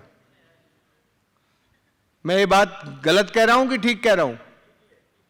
ठीक कह रहा हूं ना? तुम जल प्रहरी हो ना, सरकारी नोटिफाइड जल प्रहरी हो। हां, समझ में आ गई आपको बात? तो भैया यदि अमृत वाहिनी बनाना है तो या तो आपको जरा साहू जी से और घोड़पर कर सरकार से थोड़ी एक दो बातें सीख लो कि वो आदमी जब यहां ये उद्योग को लेके आ रहे थे और वो मैनचेस्टर के स्टाइल में इसको एक कपड़े का क्षेत्र बनाना चाहते थे, औद्योगिक क्षेत्र बनाना चाहते थे। मैनचेस्टर जिस शहर में नदी बहती थी और वहां वो नदी हमारी इस पंचगंगा से भी ज्यादा खराब हालत थी उसकी। थेम्स नदी की हालत पंचगंगा से भी ज्यादा खराब थी, लेकिन उन्होंने पिछले 100 सालों में अपनी नदी को बिल्कुल ठीक कर लिया। और हमने पिछले 100 सालों में अपनी नदियों को मैला ढोने वाली मालगाड़ी बना दिया। हम हिंदुस्तान के लोग कहेंगे मां और काम कराएंगे उससे मैला ढोने वाली नौकरानी का। तो दोस्तों थोड़ा सा व्यवहार बदलने की जरूरत है। आपकी ये नदी को यदि ठीक करना है तो सरकार और समाज दोनों का व्यवहार बदलेगा तो ये नदी ठीक होगी, अमृत वाहिनी होगी। ये नदी अमृत वाहिनी बन सकती है। जबकि मैंने कहा कि ये आईसीयू में भर्ती है, वेंटिलेटर पे है, फिर भी ठीक हो सकती है क्योंकि आपके कैचमेंट एरिया में अच्छी बारिश है। आपके यहां बस खतरनाक ये है कि केमिकल एग्रीकल्चर है और केमिकल एग्रीकल्चर का पॉल्यूशन भी इस नदी में आता है। इंडस्ट्री का पॉल्यूशन तो आता ही है, लेकिन एग्रीकल्चर का पॉल्यूशन भी आता है। तो लेकिन एग्रीकल्चर का जो पॉल्यूशन है वो इतना खतरनाक नहीं है जितना इंडस्ट्रियल पॉल्यूशन खतरनाक है। आपके जो टेक्सटाइल में जिस तरह के आप लोग केमिकल यूज करते हैं वो केमिकल बहुत खतरनाक है। इसलिए आपको तय करना पड़ेगा कि हम क्या इसको, इस शहर को, इचलकरंजी को नेचुरल सिटी बना सकते हैं क्या इस शहर के जो टेक्सटाइल हैं उन टेक्सटाइल में केवल नेचुरल कलर ही नहीं बल्कि जो उसकी प्रोसेसिंग है और वगैरह वगैरह, उसमें जो लोग टाइम से पहले अच्छा सोच लेते हैं वो अच्छे काम करने वाले भी बन जाते हैं और अच्छे हो जाते हैं। तो अभी भी आपके लिए ये मौका है कि इचलकरंजी की इंडस्ट्री को और इचलकरंजी की एग्रीकल्चर को हम नेचुरल बना सकते हैं क्या। हम यहाँ कुछ इको रिजुविनेशन का काम कर सकते हैं क्या।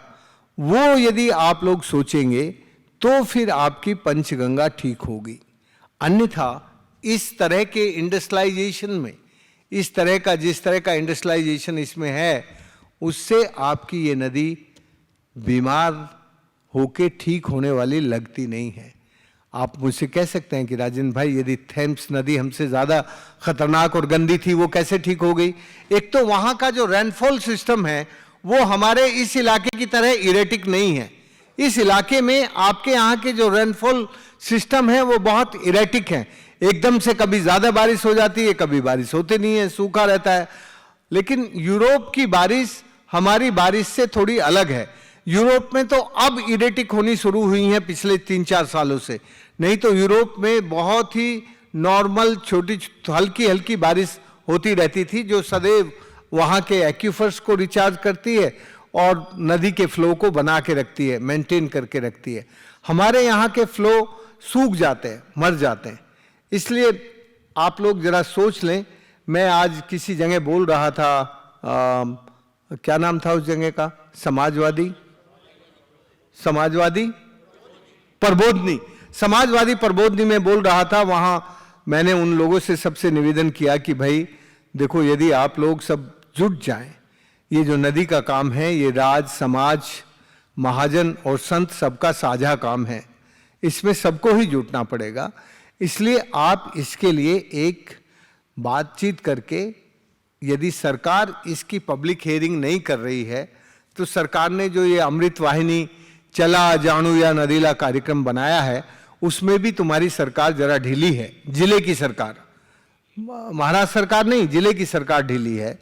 तो फिर तुम लोग एक पब्लिक कमीशन बनाओ नदी के लिए और इस नदी की बीमारियों का पता लगा के फिर उस पर ठीक से डायग्नोस करके कुछ अच्छा मिलजुल के काम करो। क्योंकि एक बात अच्छी है यहाँ कि यहाँ के उद्योगपति भी अपने मजदूरों के साथ बैठ के बात कर लेते हैं। तो जो सबके भले की बात होगी, इंडस्ट्रियलिस्ट के भले की भी बात हो, मजदूरों के भले की भी बात हो और सब आम जन के भले की बात हो, वैसा कोई रास्ता निकाला जा सकता है। वैसा रास्ता निकालने की जब आपकी तैयारी होगी उस वक्त मैं भी आपके साथ खड़ा हूँ। मैं अंत में इतना ही कहना चाहता हूँ कि मैं बहुत दिन से आपके यहाँ आ रहा हूँ, पर गाड़ी अभी उसी स्टेशन पे खड़ी है जिस स्टेशन पे मैं पहली बार आया था, उससे आगे चली नहीं है, वहीं खड़ी है वो। तो यदि उस गाड़ी को आगे आप चलाना चाहेंगे तो दोस्तों मैं आपसे वायदा करता हूँ कि उस गाड़ी को यदि धक्का लगाना है, धक्का लगा के थोड़ा ठीक करना है, उसकी गति बढ़ानी है, तो उस धक्का लगाने में मैं आपके साथ खड़ा हूँगा। जय हिंद। अब आप मुझसे कुछ सवाल पूछ सकते हैं, मुझसे सवाल पूछेंगे तो अच्छा लगेगा। यस, ये कह रहे हैं ये एक तरह की बायो सैनिटाइजर और ये ग्रीन ब्रिजेस हैं जो नाले में बनाए जाते हैं और इससे पानी जो आपके एसटीपी जैसा पानी निकालते हैं उससे अच्छी क्वालिटी का पानी इसमें हो जाता है। कई बार तो हमारे एसटीपी का जो हालात है वो 30 से ऊपर रहता है, उसका सीओडी वीओडी सब। तो हम लोगों को ये जो बायो सैनिटाइजर और ये ग्रीन ब्रिजेज वाला काम है, ये करने से भी अच्छा होगा। कोई और? यस। देखिए, रेन वाटर हार्वेस्टिंग, ये जो बारिश का पानी है, इस पानी को जिस घर में हम रहते हैं उस घर की छत पे बरसने वाले पानी को इकट्ठा करके हम अपने उपयोग में कैसे ले सकते हैं और किस इलाके में उसका क्या उपयोग हो सकता है, वैसा उसको हार्वेस्ट करना। हार्वेस्ट करने का मतलब होता है पकड़ना। लेकिन मैं हमेशा कहता हूं कि भाई हम जिंदगी में कितना ज्यादा पानी यूज करते हैं रोजाना, तो जितना पानी यूज करते हैं उसका यदि हिसाब देखेंगे तो उसकी मात्रा तो बहुत ज्यादा है, वर्षा में तो पानी कम मिल रहा है। तो फिर हमें एक तरफ अपनी जिंदगी में जो भी पानी बारिश का मिला है उसका कंजर्वेशन का काम करना, और दूसरी तरफ skill development of efficient use of water, जो भी अपने पास पानी है उसकी जल की उपयोग की दक्षता बढ़ाना। कम पानी में हम कैसे उत्पादन कर सकते हैं, कम पानी में हम कैसे अपने जीवन को अच्छे से चला सकते हैं, तो ये दो काम हमें साथ साथ करने होंगे। और ये जो रेन वाटर हार्वेस्टिंग है, ये केवल घर की छत का सवाल नहीं है। आपके गांव के, आपके शहर के, आपकी गलियों के जो पानी बह के चले जाते हैं, उस पानी को कहां रोक सकते हैं, कैसे रोक सकते हैं। अभी सबसे अच्छी बात यह है कि आपके शहर में जितने पार्क है ना, उन पार्क में यदि जो नाले आते हैं वहां ठीक से उसके एक्यूफर की बनावट देखकर कि उसमें रिचार्ज की रेशो क्या है, तो वो जो पानी है गलियों का, वहां उस पार्क के नीचे एक बड़ा कुंड बना दें, 10-20 करोड़ लीटर का बड़ा कुंड बन सकता है। उसमें उस पानी को इकट्ठा कर लें तो वो रिचार्ज करता रहेगा, और फिर आपकी नदी में जो फ्लो है वो धीरे धीरे 2-3 साल में आपकी नदी के फ्लो भी बन जाएंगे और आपको अच्छा पानी मिलेगा, आपके कुओं का वाटर लेवल भी ऊपर आ जाएगा उससे। तो हमें ये देखना पड़ेगा कि कहां हम रिचार्ज कर सकते हैं और कहां हम रिचार्ज नहीं कर सकते। देखो, पानी का काम ऐसा है कि वो पूरे देश में एक जैसा नहीं हो सकता। पानी को सब जगह, जितनी भी हमारी एग्रो इकोलॉजिकल क्लाइमेटिक जोन है, उन सारी एग्रो इकोलॉजिकल हाइड्रोलॉजिकल जो डाइवर्सिटी है, उस डाइवर्सिटी को समझकर यदि हम कंजर्वेशन का काम करेंगे तो हम पानीदार बना सकते हैं। भाई, मैंने आपसे कहा ना कि हमारे पास थोड़ा सा पानी बरसता है, हमसे भगवान जी बहुत नाराज रहता है राजस्थानियों से, और उसकी नाराजगी के कारण वो हमें साल भर में इतना ही पानी देता है। तो हमने इस इतने से पानी में कैसे 2-3 फसलें लेना शुरू किया है। अब मैं यहां कैसे बताऊं, आके तुम लोग राजस्थान आ जाओ, मैं तुम्हें दिखा दूंगा। अब वो सबसे कम लोग महाराष्ट्र के थे। अब जब चंबल में मैं था, मराठी लोग डरते बहुत है ना, वो उन्होंने सोचा कि ये चंबल में बुला रहा है, वहां डाकुओं पे पता नहीं क्या करवा देगा। मुश्किल से महाराष्ट्र के कितने 7-8 लोग थे कुल, जबकि और दूसरे राज्यों के बहुत लोग आए थे। तो मैं कहता हूं कि आप जरा आइए, एक चक्कर लगाइए, तो फिर आपको सारी चीज समझ में आ जाएगी, मुझे बोलना ही नहीं पड़ेगा। पर यदि हमने एग्रो इकोलॉजिकल हाइड्रोलॉजिकल डाइवर्सिटी को नहीं समझा और उसको समझकर यदि पानी का संरक्षण का काम नहीं किया, तो हम पानीदार नहीं बन सकते। महाराष्ट्र को यदि पानीदार बनना है तो महाराष्ट्र में 5 macro agro ecological climatic zone है, और इन 5 में अलग अलग तरह के पानी के प्रबंधन का काम करने की जरूरत है। उसकी इंजीनियरिंग भी अलग होगी, उसकी टेक्नोलॉजी भी अलग होगी, उसकी जो साइंस है वाटर, वो भी थोड़ी अलग से यूज करनी पड़ेगी। तो पानी का काम आप कोई एक मैनुअल बना के और उस मैनुअल को फॉलो करके नहीं कर सकते। अब आप मुझसे कह सकते हैं, यार तुमने राजस्थान में किया तो हमारे महाराष्ट्र में करो। ऐसे तो महाराष्ट्र अलग है, राजस्थान अलग है वो, लेकिन महाराष्ट्र में वही दर्शन से काम हो सकता है। टेक्नोलॉजी में फर्क करना पड़ेगा, इंजीनियरिंग में फर्क करना पड़ेगा, पर उसका जो दर्शन है वो दर्शन वही चलेगा जो राजस्थान वाला है। दर्शन में बदलने की जरूरत नहीं है, केवल उसकी इंजीनियरिंग में और टेक्नोलॉजी में बदलने की जरूरत होती है। Yes yes. मैंने आपको यूट्यूब में बहुत सर्च हाँ, आप खुद एक आइकॉन है, मतलब पानी खुद कैसे बचा सकते हैं वो थोड़ा सबको बोल दीजिए कि आप खुद मतलब कैसे नहाते हैं, कैसे पानी बचाते हैं। सही ये बड़ा होशियार आदमी है, समझ लेना। मैं सोच रहा था मैं क्यों बताऊं, पर इसने पकड़ लिया। देखो, जब हमने पानी का काम शुरू किया तो हमें 15 किलोमीटर दूर से पानी लाना पड़ता था। तो एक लोटा होता है ना, 52 तोले का पानी का लोटा होता है हमारे यहाँ। तो मेरा स्नान 52 तोले में होता था। 52 तोले पानी के स्नान के लिए मेरा इतना बड़ा तौलिया होता था, इतना बड़ा, इतना लंबा और इतना चौड़ा। तो उसको ऐसे मुट्ठी में यूं करके उस कटोरे में भिगो लेते थे। तो सबसे पहले अपनी आंख धोते थे, फिर बाल धोते थे, फिर उसको कमर पे ऐसे करके यूं रगड़ते थे खूब दोनों हाथों से पीछे से, तो जो यहाँ का मैल वैल है सब छूट जाता था। फिर सब उसको 10-15 मिनट लगता है स्नान करने में, पर बहुत अच्छा स्नान होता था, बहुत अच्छा। एक तो उससे शरीर की मालिश हो जाती है हाँ, मालिश हो जाती है ना। तो जब हमारे जीवन में ये आ जाए कि देखो यार मुझे तो ये काम करना है, तो फिर आपका जो दिमाग है और दिल है बस उसको जोड़ दो। कभी कभी ये जो दिमाग है बहुत तेजी से दौड़ता है, और ये जो दिमाग तेजी से दौड़ता है ये जरा खतरनाक होता है। दिमाग जो है वो खतरनाक होता है, तो उसको दिल के बांध के रखना पड़ता है। जो दिल है उसकी अपनी गति है, नॉर्मल है, वो चलता रहता है उसी गति से। लेकिन इस दिमाग की स्पीड इतनी भयानक है, वो 1 मिनट यहां है पता नहीं कहां चला जाएगा, आपके कंट्रोल में ही नहीं रहता, दिमाग से बाहर, दिल से बाहर हो जाएगा। इसलिए हमें दिल और दिमाग का इंटीग्रेशन करने की जरूरत है। हमारी जिंदगी में 2 शब्द होते हैं, एक शुभ होता है और एक लाभ।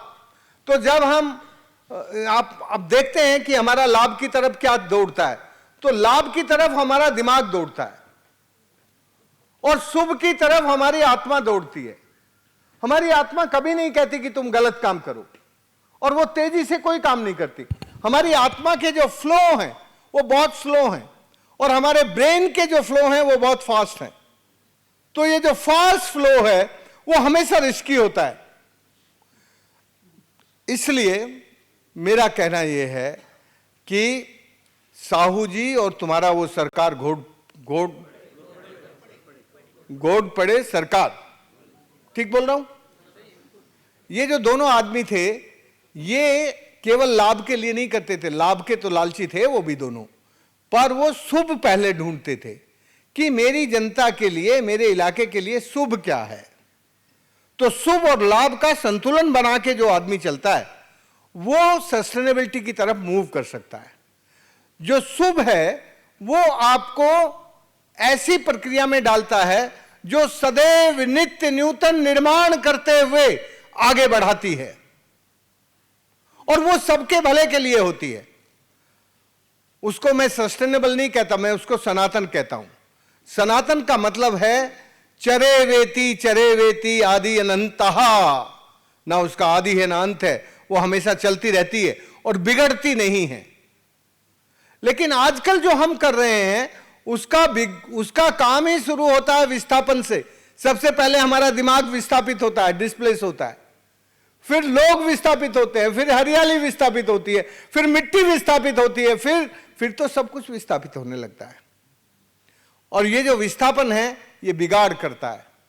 तुम्हारी नदी इसलिए बीमार हुई कि तुमने विकास बहुत तेजी से किया, और उस विकास में केवल लाभ की चिंता की, शुभ की चिंता नहीं की। जहां पर लोगों ने शुभ की चिंता की वहां इतनी तेज गति से विनाश नहीं हुआ। दोस्तों, भारत की यदि तस्वीर आप मुझसे सुनना चाहते हैं तो आजादी के वक्त मेरे देश में केवल 1% जमीन थी जो फ्लड में डूबती थी। खासकर थोड़ा सा हिस्सा उड़ीसा का, थोड़ा बंगाल का और थोड़ा बिहार का, यह बाढ़ में आता था। अभी तो 17 राज्यों में बाढ़ आती। 33% हिस्सा अब आपका बाढ़ से प्रभावित होता है। जब हमें आजादी मिली तब केवल 4% सुखाड़ में, स्केर्सिटी में था, 4%। थोड़ा सा हिस्सा कर्नाटक का बीजापुर और थोड़ा गदग, रायचूर, 3-4 डिस्ट्रिक्ट, और धारवाड़ थोड़ा हिस्सा, ये तो कर्नाटक के थे। और राजस्थान का तो आधे से ज्यादा था, और महाराष्ट्र का तो बहुत थोड़ा सा हिस्सा था, वो मराठवाड़ा का, जत वगैरह, ये कोठे, महाकाल वगैरह वगैरह, थोड़ा सा हिस्सा ये ड्राउट प्रोन एरिया होता था। आजकल आपको पता है कितना है? 62%। तो ये क्या है? ये विकास है क्या? सच बताना, मेरे से घर की तरह बात करो यार, मैं भाषण वाषण देने नहीं आया हूं यहां। मैं पूछ रहा हूं आपसे, क्या ये विकास है? क्या ये विकास है या विनाश है? ये विनाश है। इसलिए हमें यदि अपने देश को विनाश से बचाना है तो फिर हम इकोनॉमिक, ये जो प्रॉफिट कंपटीशन है, ये जो ग्लोबल इकोनॉमिक प्रॉफिट कंपटीशन है, उसका हमें लीडर बनाना चाहते हैं। हम दुनिया का लीडर बनना चाहते हैं इस वक्त प्रॉफिट में, और वो भी प्रॉफिट, इकोनॉमिक प्रॉफिट में। उस इकोनॉमिक प्रॉफिट के कंपटीशन में अब हम घुस गए हैं और उसमें हम लीडर बनने की चाह में हैं। तो हमारा इंफ्रास्ट्रक्चर तो बहुत तेज गति से बढ़ रहा है, इंफ्रास्ट्रक्चर बढ़ रहा है, पर हमारी ह्यूमैनिटी और नेचर, ये दोनों सिकुड़ रही हैं। नेचर भी खतरे में है और हमारी ह्यूमन काइंड की जो हालत है वो भी अब खतरे में है। इसलिए ये जो गति है हमारी, ये गति ठीक नहीं है। तो जब आप लोग ये मान लेते हैं कि हमारी गति ठीक नहीं है, तब आपके अंदर के जो क्रोमोसोम्स हैं, आपके अंदर जो सीड है, उसमें कुछ रिवोल्यूशन होता है, उसमें कुछ इवोल्यूशन होता है, उसको हम क्रांति कहते हैं। वो हमारे मस्तिष्क में होती है कि नहीं नहीं यार, ये सब ठीक नहीं चल रहा, कुछ तो बदलना पड़ेगा, कुछ तो ठीक करना पड़ेगा। तो जब आप में ये इवोल्यूशन आता है, तब ये जो रिवोल्यूशन की प्रोसेस है वो चेंज की तरफ आपको आगे बढ़ाती है।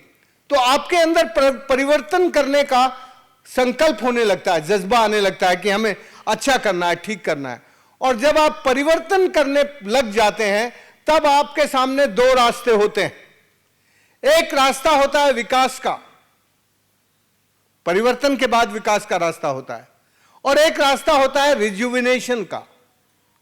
तो जो विकास का रास्ता है वो लालची बनाता है, हमें लाभ की तरफ लेके जाता है, केवल लाभ लाभ लाभ लाभ। और जो रिजुविनेशन है वो हमें शुभ की तरफ लेके जाता है। समझ गए ना भाई? इन दोनों शब्दों का अर्थ आपको मालूम है कि मैं ऐसे ही भाषण ठोक रहा हूं? शुभ का मतलब समझते हो कि नहीं? शुभ जो है वो साझे के लिए होता है, सबके भले के लिए, पुण्य कर्म होता है। और लाभ जो होता है वो निज के लिए होता है, एक के लिए। बस ये फर्क यदि आपको समझ में आ गया तो बात ये पूरी समझ में आ जाएगी। इसलिए यदि हमें अपने कॉमन फ्यूचर को बेहतर बनाने के सपने देखते हैं, यदि हमें सबको अपना साझा भविष्य अच्छा करना है, तो फिर साझा भविष्य अच्छा करने के लिए साझा काम करना पड़ेगा।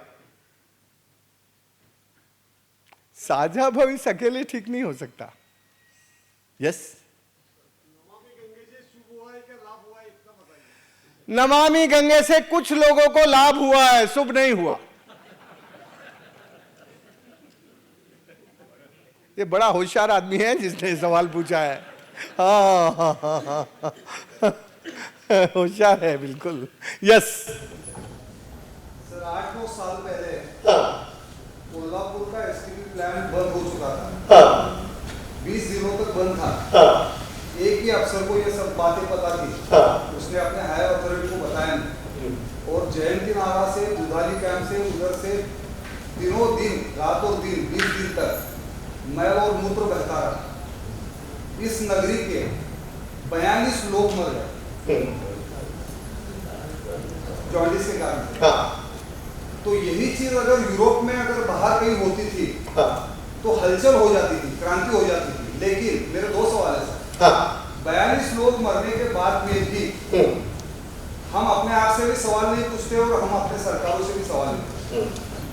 दूसरी बात यह है कि व्यापार के क्षेत्र में हमारा इज्जत कर दिया बन चुका है, लेकिन सभी लोगों को पता है कि 60 mld पानी आता है, 30 mld सीवेज से निकलता है, और हमारा CETP प्लांट है वो 20 mld का है, जो कि एक्चुअली वर्क करता है 10 mld, तो बाकी पानी जाता कैसा है? इस बात का गुस्सा हमें क्यों नहीं आता? और तीसरी अंतिम बात कि इलेक्शन जो हमारी जीवनदायिनी है उसके ऊपर होने के बजाय सिर्फ आश्वासन देते हैं, और हमारे जो मूर्ख नागरिक है वो नेता लोग आने के बाद में उनके सामने झुकते हैं, जबकि उनको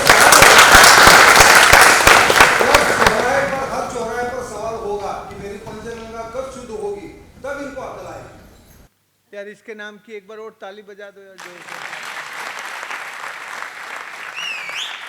देखो, इन्होंने बहुत आसानी से ये बात कही कि भाई यदि सचमुच हमें गुस्सा आए, हमारे मन में एक रिवॉल्यूशन आए, तो फिर ऐसा नहीं हो सकता कि 42 लोग मर जाएं और हम अपना शांति से बैठे रहें।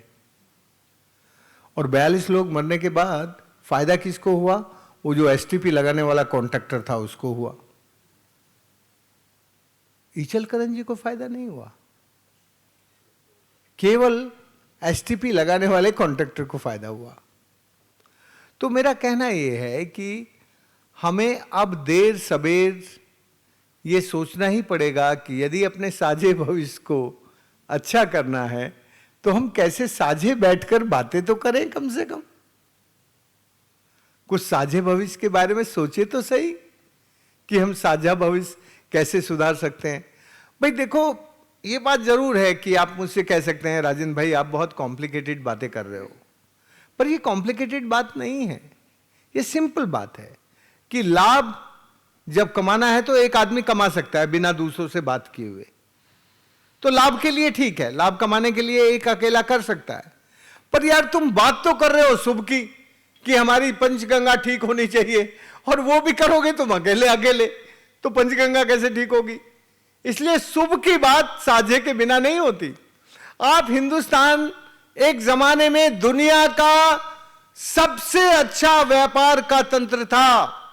भारत के लोगों को, व्यापारियों को महाजन कहा जाता था, भारत के व्यापारियों को श्रेष्ठ कहा जाता था। ये श्रेष्ठ लोग हैं। क्यों कहा जाता था? क्योंकि वो लाभ से ज्यादा शुभ की चिंता करते थे। लाभ तो कमाते थे, लाभ तो उनके 2% लाभ कमाना है। 100 रुपए के बिजनेस पे 2 रुपए कमाने हैं, और 2 रुपए में से 10 पैसे धर्मादे पर खर्च करने हैं, और वो धर्मादा कहीं और नहीं, पानी पर खर्च करना है और गाय पर खर्च करना है, क्योंकि गाय खेती से जुड़ी हुई थी और पानी सबके जीवन से जुड़ी हुई थी। ये जो धर्मादा था ये केवल 2 चीजों पे खर्च होता था, पानी पर, जो गरीब के लिए होता था। हर जगह प्याऊ लगती थी, हर जगह तालाब बनते थे। कश्मीर से लेके कन्याकुमारी तक जितने तालाब बने, एक भी तालाब भारत के अकेले राजा महाराजाओं ने नहीं बनाए। तुम्हारे साहू जी ने बना दिया वो क्या नाम है उसका, राधानगरी। नहीं तो भारत में जितने भी तालाब बने हैं, राजा केवल तालाब के लिए जमीन देता था। प्रजा तालाब बनाने के लिए अपना पसीना लगाती थी, और महाजन पसीना लगाने वाले लोगों को भोजन कराता था, और संत वहां तालाब की पाल पे बैठ के देखता था कि न्याय हो रहा है कि अन्याय हो रहा है। तो ये चारों लोग पानी के काम में अपनी अपनी भूमिका निभाते थे। तुम जानते हो, जब भी कहीं से कोई नदी का जन्म होता है तो जैसे मां के पेट से बच्चा जब बाहर आता है तो बहुत सेंसिटिव होता है, उसको बहुत देखभाल की जरूरत होती है। उस देखभाल को करने के लिए हर नदी के उद्गम पर एक या तो मंदिर बनता था, और उस मंदिर में रहने वाला पुजारी उस नदी के उद्गम स्थान को सुरक्षित रखने के लिए, मां की उस जगह को सही में रक्षा करने के लिए वो पुजारी काम करते थे। वहां जो संत रहते थे, पुजारी नहीं संत रहते थे। आजकल तो सबसे ज्यादा नदियों को गंदा करने का काम वही कर रहे हैं। उनके आश्रमों का सारा गंदा पानी उसी में आता है।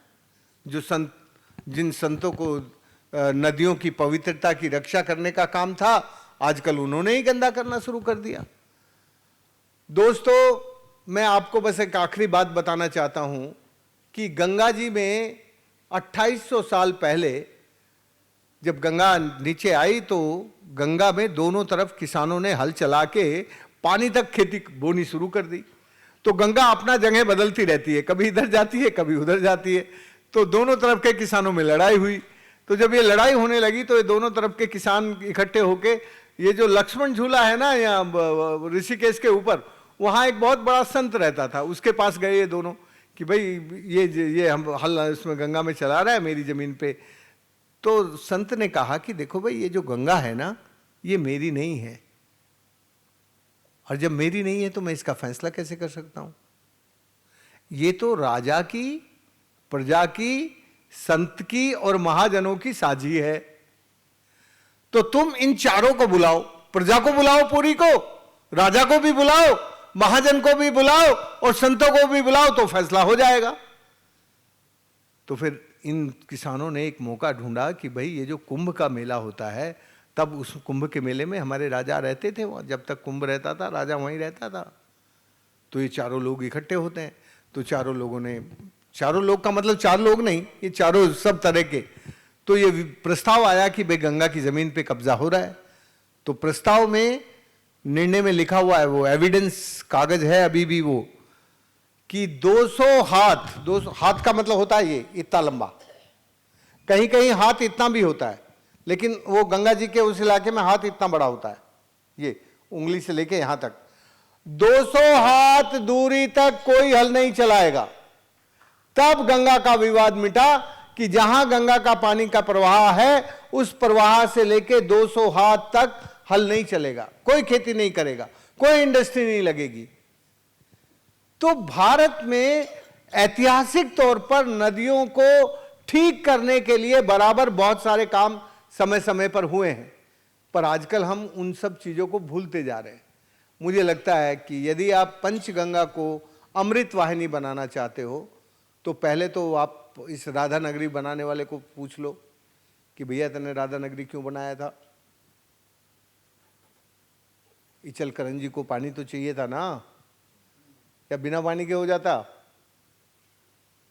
तो ये थोड़ा सा इतिहास से जरा सीख लो, इतिहास से सीख के फिर सच को सच कहना सीख लो, फिर डरना बंद कर दो। यदि हमारा डर चला जाए, हम डरना कम कर दे, तो हमारे सारे काम ठीक होने लगेंगे। हम डरते बहुत हैं, कभी कभी तो हम अपने लालच से डर जाते हैं, तो हमारा डर जरा भगना चाहिए। तुम्हें मालूम है, जब मेरे गुरु ने, अनपढ़ गुरु था मेरा, मुझे वो धरती का पेट सिखा रहा था, तो उसने वो 150 फीट गहरे सूखे कुएं में चमड़े के चरस में बैठा के नीचे उतार दिया। तो वो जब मुझे नीचे उतार रहा था कुएं में, तो मेरे मन में बहुत सारे सवाल आ रहे थे कि यार ये मुझे बाहर निकालेगा कि नहीं निकालेगा। मुझे नीचे तो डाल रहा है, पर ये बाहर निकालेगा कि नहीं निकालेगा। और फिर मैं इसके कहने से कुएं में जाऊं क्यों, मैं क्यों जा रहा हूं इसके कहने से कुएं में? बहुत तरह के सवाल थे। लेकिन 5 मिनट के बाद जब उसने मुझे निकाल लिया और फिर मुझे कहा कि देख, तने देख लिया ना धरती के पेट में कैसे फ्रैक्चर हैं और यहाँ पेड़ कैसे हैं, तो उसके बाद मुझे जो, अभी तक तो मैं मांगू काका को केवल प्यार करता था, लेकिन एक बार कुएं में डाल के और कुएं से निकालने के बाद मुझे सारी जिंदगी का विश्वास हो गया। और फिर जो 2 दिन उसने मुझे सिखाया, उसके बाद तो वो मेरा भगवान हो गया, गुरु हो गया। तो ये जो जीवन में बदलाव आता है ना हमारे, ये जीवन में बदलाव हमारे मस्तिष्क से शुरू होता है। जो मस्तिष्क बहुत बेईमान है, ये जो दिमाग है ना, ये बहुत बेईमान है भाई, मान लेना। हाँ, ये ईमानदार नहीं है, ईमानदार तो हमारी आत्मा है। और आत्मा की आवाज हम सुनते नहीं है, कई बार दिमाग से ही चलते हैं, जो जहां हमारा दिमाग ले जाना चाहता है वहां जाते हैं। और दिमाग हमें केवल लाभ कमाना सिखाता है। इसलिए दोस्तों, यदि आप अपनी नदी को ठीक करना चाहते हैं, अमृत वाहिनी बनाना चाहते हैं, तो थोड़ा सरकार के साथ भी डायलॉग करो और समाज के साथ भी करो, मिल के करो तो हो जाएगा। देखो, कई बार हम लोग ऐसे हवा की बातों से विश्वास कर लेते हैं। अलमट्टी का जो बैक वाटर है वो तुम्हारे यहाँ के बैकवाटर के साथ उसका कोई रिश्ता नहीं है। जरा तुम जवान लड़के हो, अब के जब बाढ़ आए तो अलमट्टी बांध पे 5 लोगों को ले जाना साथ, और देखना कि उसका जो वाटर लेवल है और उसके जो कंटूर्स हैं वो क्या कह रहे हैं। वहां का वो बैकवाटर तुम्हारे इस बाढ़ के बैकवाटर के साथ कोई रिश्ता रखता है क्या, तो तुम्हें पता चल जाएगा। यार इतना सा छोटा सा काम तुम्हारे जैसे जवानों को करना चाहिए, करोगे? हाँ, क्योंकि ये बात जो है ये बहुत सच्ची बात है। तुम एक बार अपनी आंखों से देख लोगे ना बेटा, तो तुम बहुत लोगों का मन में से जो पाप है वो निकाल दोगे। तो ऐसा काम तुम्हारे जैसे जवान बच्चों को करना चाहिए।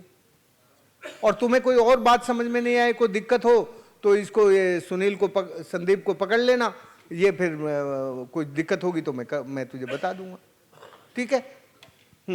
यस।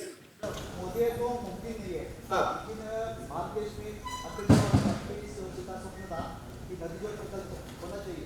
इसके कारण साल भर में किसी भी जगह पानी की कमी नहीं पड़ेगी। ये मोदी अत्यंत की वाकई जगह सब देखो अटल बिहारी जी बहुत अच्छे आदमी थे, ये बात मैं कहने को कहीं भी तैयार हूं, लेकिन उनको पानी वानी का कुछ पता नहीं था, उनको कोई इंजीनियरिंग का पता नहीं था, उनको कोई ये पता नहीं था कि नदी का जो डेटा है वो कितना झूठा है। वो नदी का डेटा जब पता चला जब मुझे वो जिम्मेदारी दी गई लिंकिंग ऑफ रिवर की, 5 साल तक जो उसका जो सारा डेटा वेटा था ना, वो जब मुझे सब देख के मुझे करना था, तो मैंने तो लिंकिंग ऑफ रिवर को लाल बस्ते में बांध करके ऊपर, बहुत ऊपर रख दिया था। मैंने कहा इसके अब कोई हाथ नहीं लगाएगा, दोबारा नहीं चलेगा। पर 2014 का जब चुनाव हुआ तो उसमें से फिर एक भूत निकल आया कि लिंकिंग ऑफ रिवर करेंगे। दोस्तों, लिंकिंग ऑफ रिवर की भारत को जरूरत नहीं है, उसमें पैसा बहुत खर्च होगा, उसमें बिजली बहुत खर्च होगी, और उसमें पानी लिफ्ट करना पड़ेगा। कुछ जगह तो आपकी इतनी टिपिकल है कि 700 मीटर पानी लिफ्ट करना है, 700 मीटर लिफ्ट करना है। आपको कितने बार लिफ्ट करना पड़ेगा, कितनी एनर्जी लगेगी, कितना पैसा खर्च होगा। और वो एक तरह से इकोलॉजिकल डिजास्टर है, और वो एक तरह से जुडिशियल डिजास्टर है। जब मैं जुडिशियल डिजास्टर कहता हूं तो पानी के भारत में 3 तरह के अधिकार हैं। जो रिवर के फ्लो हैं, इंटर स्टेट रिवर्स हैं, उनके सारे फ्लो के राइट केवल भारत सरकार के पास है, और जो स्टेट में बरसने वाला पानी है उसके स्टेट के राइट है, वो एकदम भारत सरकार के पास नहीं जा सकते। फिर जो म्युनिसिपल कॉरपोरेशन की बाउंड्री का जो पानी है वो उसको राइट है, पंचायत को राइट है। 73rd और 74th अमेंडमेंट आने के बाद ये तीसरा, और जो हमारी तीसरी सरकार है, पंचायत और म्युनिसिपल कॉरपोरेशन, उनके राइट का सवाल है। इनके बीच में बहुत लड़ाई है। तो लिंकिंग ऑफ रिवर के सवाल को आप इतना आसान सवाल मत मानो, ये बहुत ही कॉम्प्लिकेटेड है, और इसमें भारत के लिए बहुत अच्छा नहीं है। ये भारत के लिए शुभ भी नहीं है इसमें, और लाभ भी नहीं है। दोस्तों, एक बात आखिर में कह दूं, इस लिंकिंग ऑफ रिवर को भारत के लोग नहीं चाहते। इसको दुनिया की कुछ बड़ी कंपनियां हैं जो चाहती हैं कि भारत में लिंकिंग ऑफ रिवर का काम होगा, तो ये बड़ी कंपनियों को हमें काम मिलेगा।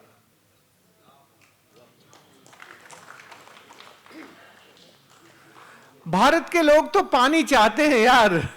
भारत के लोग तो उनके खेत में जो पानी बरस रहा है ना, उसी को ठीक से इंतजाम करके उनको दे दो, उसमें खुश हो जाएंगे, उनकी खेती हो जाएगी। मैं किसी का पानी लेके आया क्या? मैंने 10,800 स्क्वायर किलोमीटर में, जब मैंने काम शुरू किया था तब मैं हमारे इलाके में एक गीत गाते थे, वो गीत सुन लेना। बादल तो आते हैं हर साल मेरे गांव में, पर बरसते नहीं हैं वो, रूठ कर चले जाते हैं कहाँ हम नहीं जानते। जिस दिन से बादलों ने रूठना शुरू किया, मेरा बेटा और मेरे बेटे की बहू भी मुझसे रूठ कर चले गए हैं दिल्ली। अब न जाने मेरा बुढ़ापा कैसे गुजरेगा। मेरे कुएं में पानी नहीं, मेरे खेत में हरियाली नहीं, मेरे बुढ़ापे में खुशहाली कहाँ। जब इन लोगों ने पानी का काम किया और खेती होने लगी और नदी बहने लगी और climate change adaptation and mitigation का काम सक्सेसफुली हुआ, तो वहाँ के गीत बदल गए। अब क्या गीत गाते हैं? अब गाते हैं, बादल आते हैं मेरे गांव में, रूठते नहीं हैं वो, बरसते हैं मेरे खेतों पर, पानी आ गया है मेरे कुएं में। जिस दिन से पानी आया मेरे कुएं में, मेरा बेटा और मेरे बेटे की बहू लौट आए हैं घर। अब करते हैं वो खेती, खेतों में है हरियाली, मेरे कुएं में है पानी। अब मुझे मालूम है कि मेरा बुढ़ापा मेरे बेटे और मेरे पोते और मेरी पोती के साथ मेरे घर में खुशियों से गुजरेगा। ये जो डिस्प्लेसमेंट है विदाउट वाटर, जो लोग घर छोड़ने को मजबूर होते हैं, उनकी जिंदगी की कहानी बहुत भयानक है। मैंने तो उस सब कहानियों को भुगता है, केवल कहानी सुनी नहीं, भुगती है। इसलिए मुझे पता है कि ये जो इस वक्त पूरी दुनिया विस्थापित हो रही है, और ये विस्थापित होकर जब यूरोप के शहरों की तरफ जाते हैं तो यूरोपियन उनको कहते हैं क्लाइमेटिक रिफ्यूजी आ गए भाई हमारे यहां। फॉर्चुनेटली अभी इंडियंस को नहीं कहा जाता है ऐसा, फॉर्चुनेटली। कब तक नहीं कहा जाएगा मालूम नहीं, क्योंकि हमारा भी तो 62% पानी खत्म हो गया ना, हम भी तो बेपानी हो गए ना। पर फॉर्चुनेटली अभी हमारी तस्वीर जरा कामधेनु गाय जैसी है।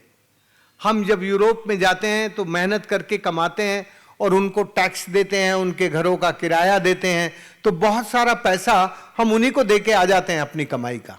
इसलिए हम उनके लिए इकोनॉमिक रिफ्यूजी हैं, कामधेनु गाय हैं उनकी, इसलिए हमें वो पसंद करते हैं। पर जब अफ्रीका से लोग जाते हैं या सेंट्रल वेस्टर्न एशिया से लोग जाते हैं तो उनसे वो डरते हैं, बहुत डरते हैं। इसलिए उनको वो क्लाइमेटिक रिफ्यूजी बोलते हैं। दूर से ऐसे इशारा करता है, देखो क्लाइमेटिक रिफ्यूजी जा रहे हैं, वो जा रहे हैं, ऐसे करते हैं। हिंदुस्तानी के बारे में ऐसे नहीं करते। पर जरा ये सवाल सोचो कि कितने दिन और नहीं होगा, यदि हमारा भी पानी खत्म हो जाएगा, हमारे भी हालत ऐसे खराब होंगे, तो फिर हम भी तो लाचार बेकार बीमार होकर उजड़ेंगे ना। तो हम ना उजड़ें। आज बस इस हॉल में इतना ही संकल्प करना चाहिए कि हमें उजड़ना ना पड़े, हम पानीदार बने रहें, हम स्वस्थ रहें, हम अपनी नदी को ठीक कर लें। दोस्तों, ये जो तीसरा विश्व युद्ध है ना, वो पहले 2 विश्व युद्ध से अलग तरह के चरित्र वाला है। पहले जो 2 विश्व युद्ध हुए वो ऐसे आमने सामने हुए, वर्टिकल। ये जो तीसरा विश्व युद्ध होगा ये हॉरिजेंटल है, पूरी धरती पे होगा। क्योंकि जहां से लोग बेपानी होकर उजड़ के आए हैं वो कहीं दूसरी जगह पे हैं, तो ये युद्ध ऐसा नहीं है कि एक ही जगह पे होगा, ये सब जगह होगा। और अभी ये शुरू हो गया है। साउथ सूडान के बीच में पानी का युद्ध है, सीरिया और इराक के बीच में पानी का, टर्की, सीरिया और इराक के बीच में पानी का युद्ध है, जॉर्डन और पैलेस्टाइन और इजराइल के बीच में पानी का युद्ध है। पूरी दुनिया में पानी के अलग अलग ग्रुप में युद्ध चल रहे हैं। इसलिए कोई ग्रुप नहीं बना हुआ है, जैसे पहले ग्रुप बन गए थे ना ऐसे लड़ने वाले, ऐसा कोई ग्रुप नहीं बना है। कहीं 2 देशों के बीच की लड़ाई है, कहीं 3 देशों के बीच की लड़ाई है, कहीं 4 देशों के बीच की लड़ाई है। फॉर्चुनेटली हिंदुस्तान की लड़ाई पानी के मामले में अभी नहीं है। जिस तरह की हिंदुस्तान की ट्रीटी पानी के बारे में हुई है वो अभी तक सबसे अच्छी ट्रीटी मानी जाती है दुनिया में, और उनकी पालना हुई है। क्योंकि भारत बड़ा होने के बावजूद भी उसने कभी अपने छोटे भाइयों को सताया नहीं। इसलिए पानी के मामले में भारत के बीच में, हमारे देश के अंदर लड़ाइयां हैं। कावेरी का विवाद है, महानदी का विवाद है, कृष्णा का विवाद है, सारी नदियों पर है, पर वो हमारे इंटरनल विवाद है। फॉर्चुनेटली हमारा विदेशों के साथ लड़ाई नहीं है, इसलिए हम तीसरे विश्व युद्ध के कारण नहीं हैं। हम तीसरे विश्व युद्ध से दुनिया को बचाने के लिए अनुभव रखने वाले लोग हैं। आप जानते हैं कि भारत एकमात्र देश है जिसके पास ऐतिहासिक तौर पर बड़ा लंबा अनुभव है सुखाड़ और बाढ़ का। सुखाड़ का अनुभव है राजा जनक के जमाने में। राजा जनक की शादी एक बहुत सुंदर महिला के साथ हुई और वो उसको बहुत प्यार करता था, बड़े सम्मान से प्यार करता था। उस रानी के प्यार में वो इतना डूब गया कि महल से निकलना बाहर बंद कर दिया। जब महल से निकलना बंद कर दिया तो प्रकृति नाराज हो गई, सूखा पड़ गया। जब सूखा पड़ गया तो पूरे राज्य की जनता उसके दरबार में गई, जनक को कहा, जनक तुम केवल महारानी को प्यार करते हो और राजा को केवल एक महारानी से प्यार करने का हक नहीं है। राजा के लिए तो पूरी प्रजा बराबर है, इसलिए आप अन्याय कर रहे हैं राजन। आपके लिए तो ये पूरी प्रजा आपकी महारानी के समान ही है। उस राजा को देखिए, वो अपनी प्रजा से कैसे मार्गदर्शन लेता है। प्रजा से पूछता है कि आप बताओ क्या करें। प्रजा ने कहा, राजन आप इस महल से बाहर निकलो रानी को लेके और दोनों मिलके हल चलाओ। राजा और रानी दोनों मिलके हल चलाते हैं, मेहनत करते हैं। इसको कहते हैं ड्राउट मिटिगेशन एडेप्टेशन। जो परिस्थिति है उसको स्वीकार करके मेहनत करके काम में लग जाते हैं। सबसे पुराना अनुभव है त्रेता काल का, सुखाड़ का। दूसरा अनुभव है बाढ़ का। कृष्ण एक अच्छा गौपालक था, गाय चराने वाला, लेकिन उस वक्त एक बड़ा दुष्ट राजा था कंस। वो कंस सब लूटपाट करता था।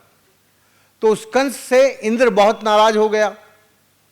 तो इंद्र ने बे ऑफ बंगाल से आने वाले बादल, उस इलाके में ब्रज में दोनों बादल आते हैं, बे ऑफ बंगाल से भी बादल आते हैं और अरेबियन सी से भी आते हैं। तो इंद्र ने दोनों बादलों को टकरा दिया आपस में। बहुत तेज बारिश हुई और तेज बारिश में ब्रज में पूरी बाढ़ आ गई। तो प्रजा बहुत परेशान हुई, कृष्ण के पास गई। तो कृष्ण ने कहा, बात बाद में करेंगे, तुम सब लोग अपनी गाय लेके पहाड़ पे आ जाओ। तो सब गाय लेकर गोवर्धन पर्वत पे चले गए और एक भी ग्वाला और एक भी गाय हमारी उस बाढ़ में मरी नहीं। तो हमें बाढ़ से बचना भी आता है और सुखाड़ से बचना भी आता है। यह अनुभव भारत के पास बहुत पुराना है। अब के यहां यूरोप में बाढ़ आई और सुखाड़ आई, कैलिफोर्निया में बाढ़ और सुखाड़ आई। उनके हालत जाके पूछो ना, मैं तो अभी पूछ के आया। 1.5-2 महीने वो दोनों जगह, दोनों इलाकों में जहां जहां बाढ़ और सुखाड़ थी वहां था। रो रहे हैं, उनको कुछ पता ही नहीं है क्या करना, क्योंकि उनको एक्सपीरियंस नहीं है इसका। हिंदुस्तान को बाढ़ का भी एक्सपीरियंस है, सुखाड़ का भी है। हिंदुस्तान के लोग बाढ़ आ जाए तो उससे बचना जानते हैं, सुखाड़ आ जाए तो उससे भी बचना जानते हैं। तो हमारे पास एक्सपीरियंस तो है, पर हम अपने एक्सपीरियंस को ठीक ढंग से लॉन्ग टर्म सस्टेनेबल तरीके से उसका उपयोग करें, उसके बारे में लाचार हैं। क्योंकि हमारी आधुनिक शिक्षा ने सब कुछ कंट्रोल करना सिखाया है और ये जो कंट्रोल है ये सरकार के पास है, लोगों के पास नहीं है कंट्रोल। तो सरकारी इंजीनियर कहता है हम फ्लड कंट्रोल कर रहे हैं, दूसरा कहता है हम ड्राउट कंट्रोल कर रहे हैं। काहे का कंट्रोल कर रहे हो भाई तुमने पूछा कभी इंजीनियर से? तो दोस्तों, हमें जरा अपनी इंडिजिनस नॉलेज सिस्टम को, जिसको मैं हिंदी में कहता हूं विद्या को, ये जो शिक्षा है ये हमें लालची बनाती है, लोभी बनाती है। ये हमें कंपटीशन से आती है, हम कंपटीशन पार करके बड़ी नौकरियों में जाते हैं। तो शिक्षा हमें आगे हमारे बराबर में चलने वाले को तंगड़ी मार के पीछे डालना सिखाती है कि जो तुम्हारी बराबर में चल रहा है इसको पीछे कैसे धकेलना। हमें बराबर में चलना सिखाती है विद्या, और विद्या लाभ के लिए नहीं होती, वो शुभ के लिए होती है। जैसे मेरे गुरु ने मुझे एक जो काम सिखाया, वो अनपढ़ किसान था, अनपढ़ गुरु ने मुझे विद्या सिखाई, शिक्षा नहीं सिखाई। जो मुझे शिक्षा थी वो मुझे उसने भुला दी। उसने कहा ये तो लोभी लालची बनाती है, नौकरी करना सिखाती है, पैसा कमाना सिखाती है, तो पैसा कमाना बंद करो। तो सबसे पहले उसने पैसे की कमाई बंद कराई। इसलिए दोस्तों, यदि आप इस नदी को ठीक करना चाहते हो तो केवल लाभ की बात मत करो, थोड़ी शुभ की बात भी कर लो। ठीक है, बंद करूं?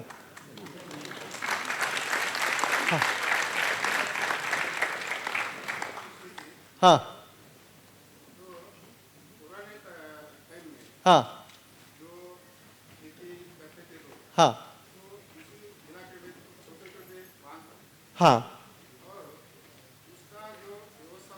हाँ हाँ हाँ बिल्कुल। हाँ हाँ हाँ हाँ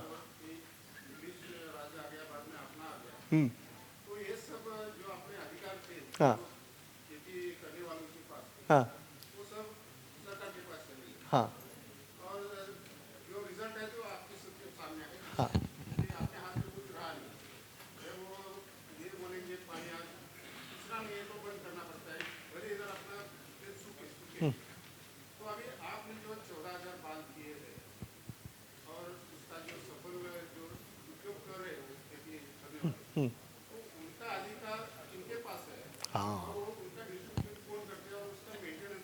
वेरी गुड।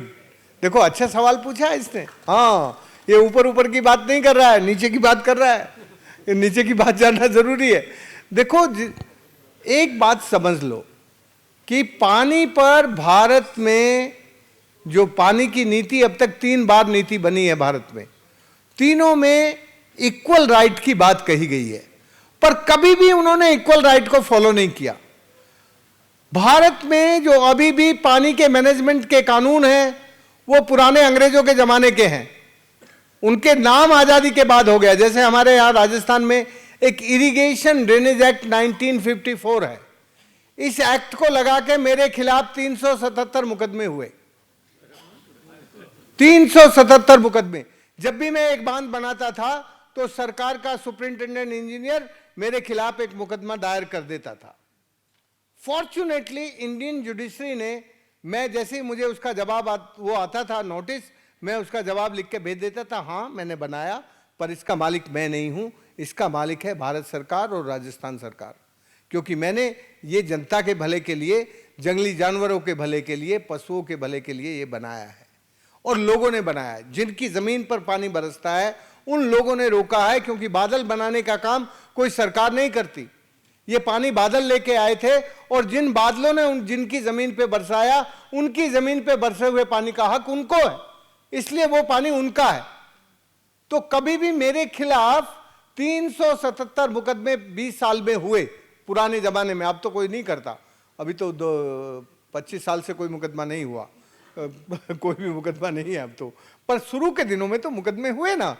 तो शुरू में मैं हमेशा उनको यही कहता था कि भैया ये पानी जो है ना, जिसके खेत पे बरसा उसका है और उसको उपयोग करने का हक है।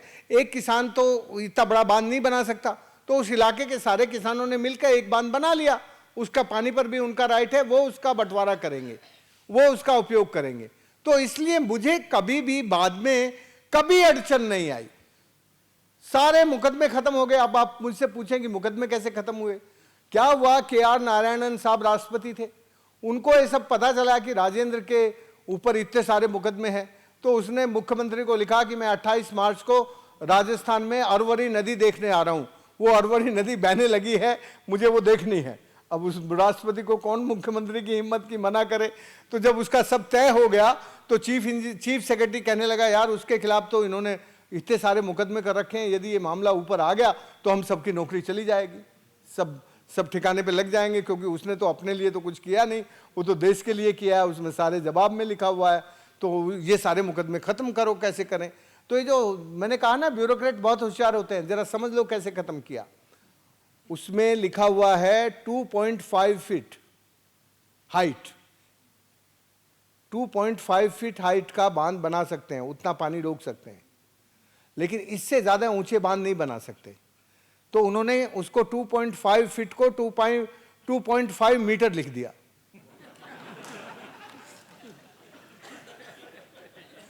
आप समझ गए? देखो कितनी चालाकी है, ये समझ लेना। और वह लिख के सारे मुकदमे खत्म कर दिए, क्योंकि उससे बड़ा तो कोई डैम था नहीं। जो ओवरफ्लो होता है ना, जिसमें से पानी जाता है इधर से उधर, तो 2.5 मीटर से ऊंची कोई ओवरफ्लो थी ही नहीं हमारे किसी डैम में। सारे खत्म हो गए एक ही रात में। ना किसी कोर्ट में जाना पड़ा, ना किसी अदालत में जाना पड़ा। और राष्ट्रपति आया, राष्ट्रपति ने हमें इनाम दिया, हमारे गांव में शाबाशी दी, और वो अपना चला गया बैठ के वापस। खेल खत्म, खेल खत्म, पैसा हजम। तो इस देश में, इस देश की डेमोक्रेसी में कुछ अच्छी बातें भी हैं यार, सारी बात खराब नहीं है।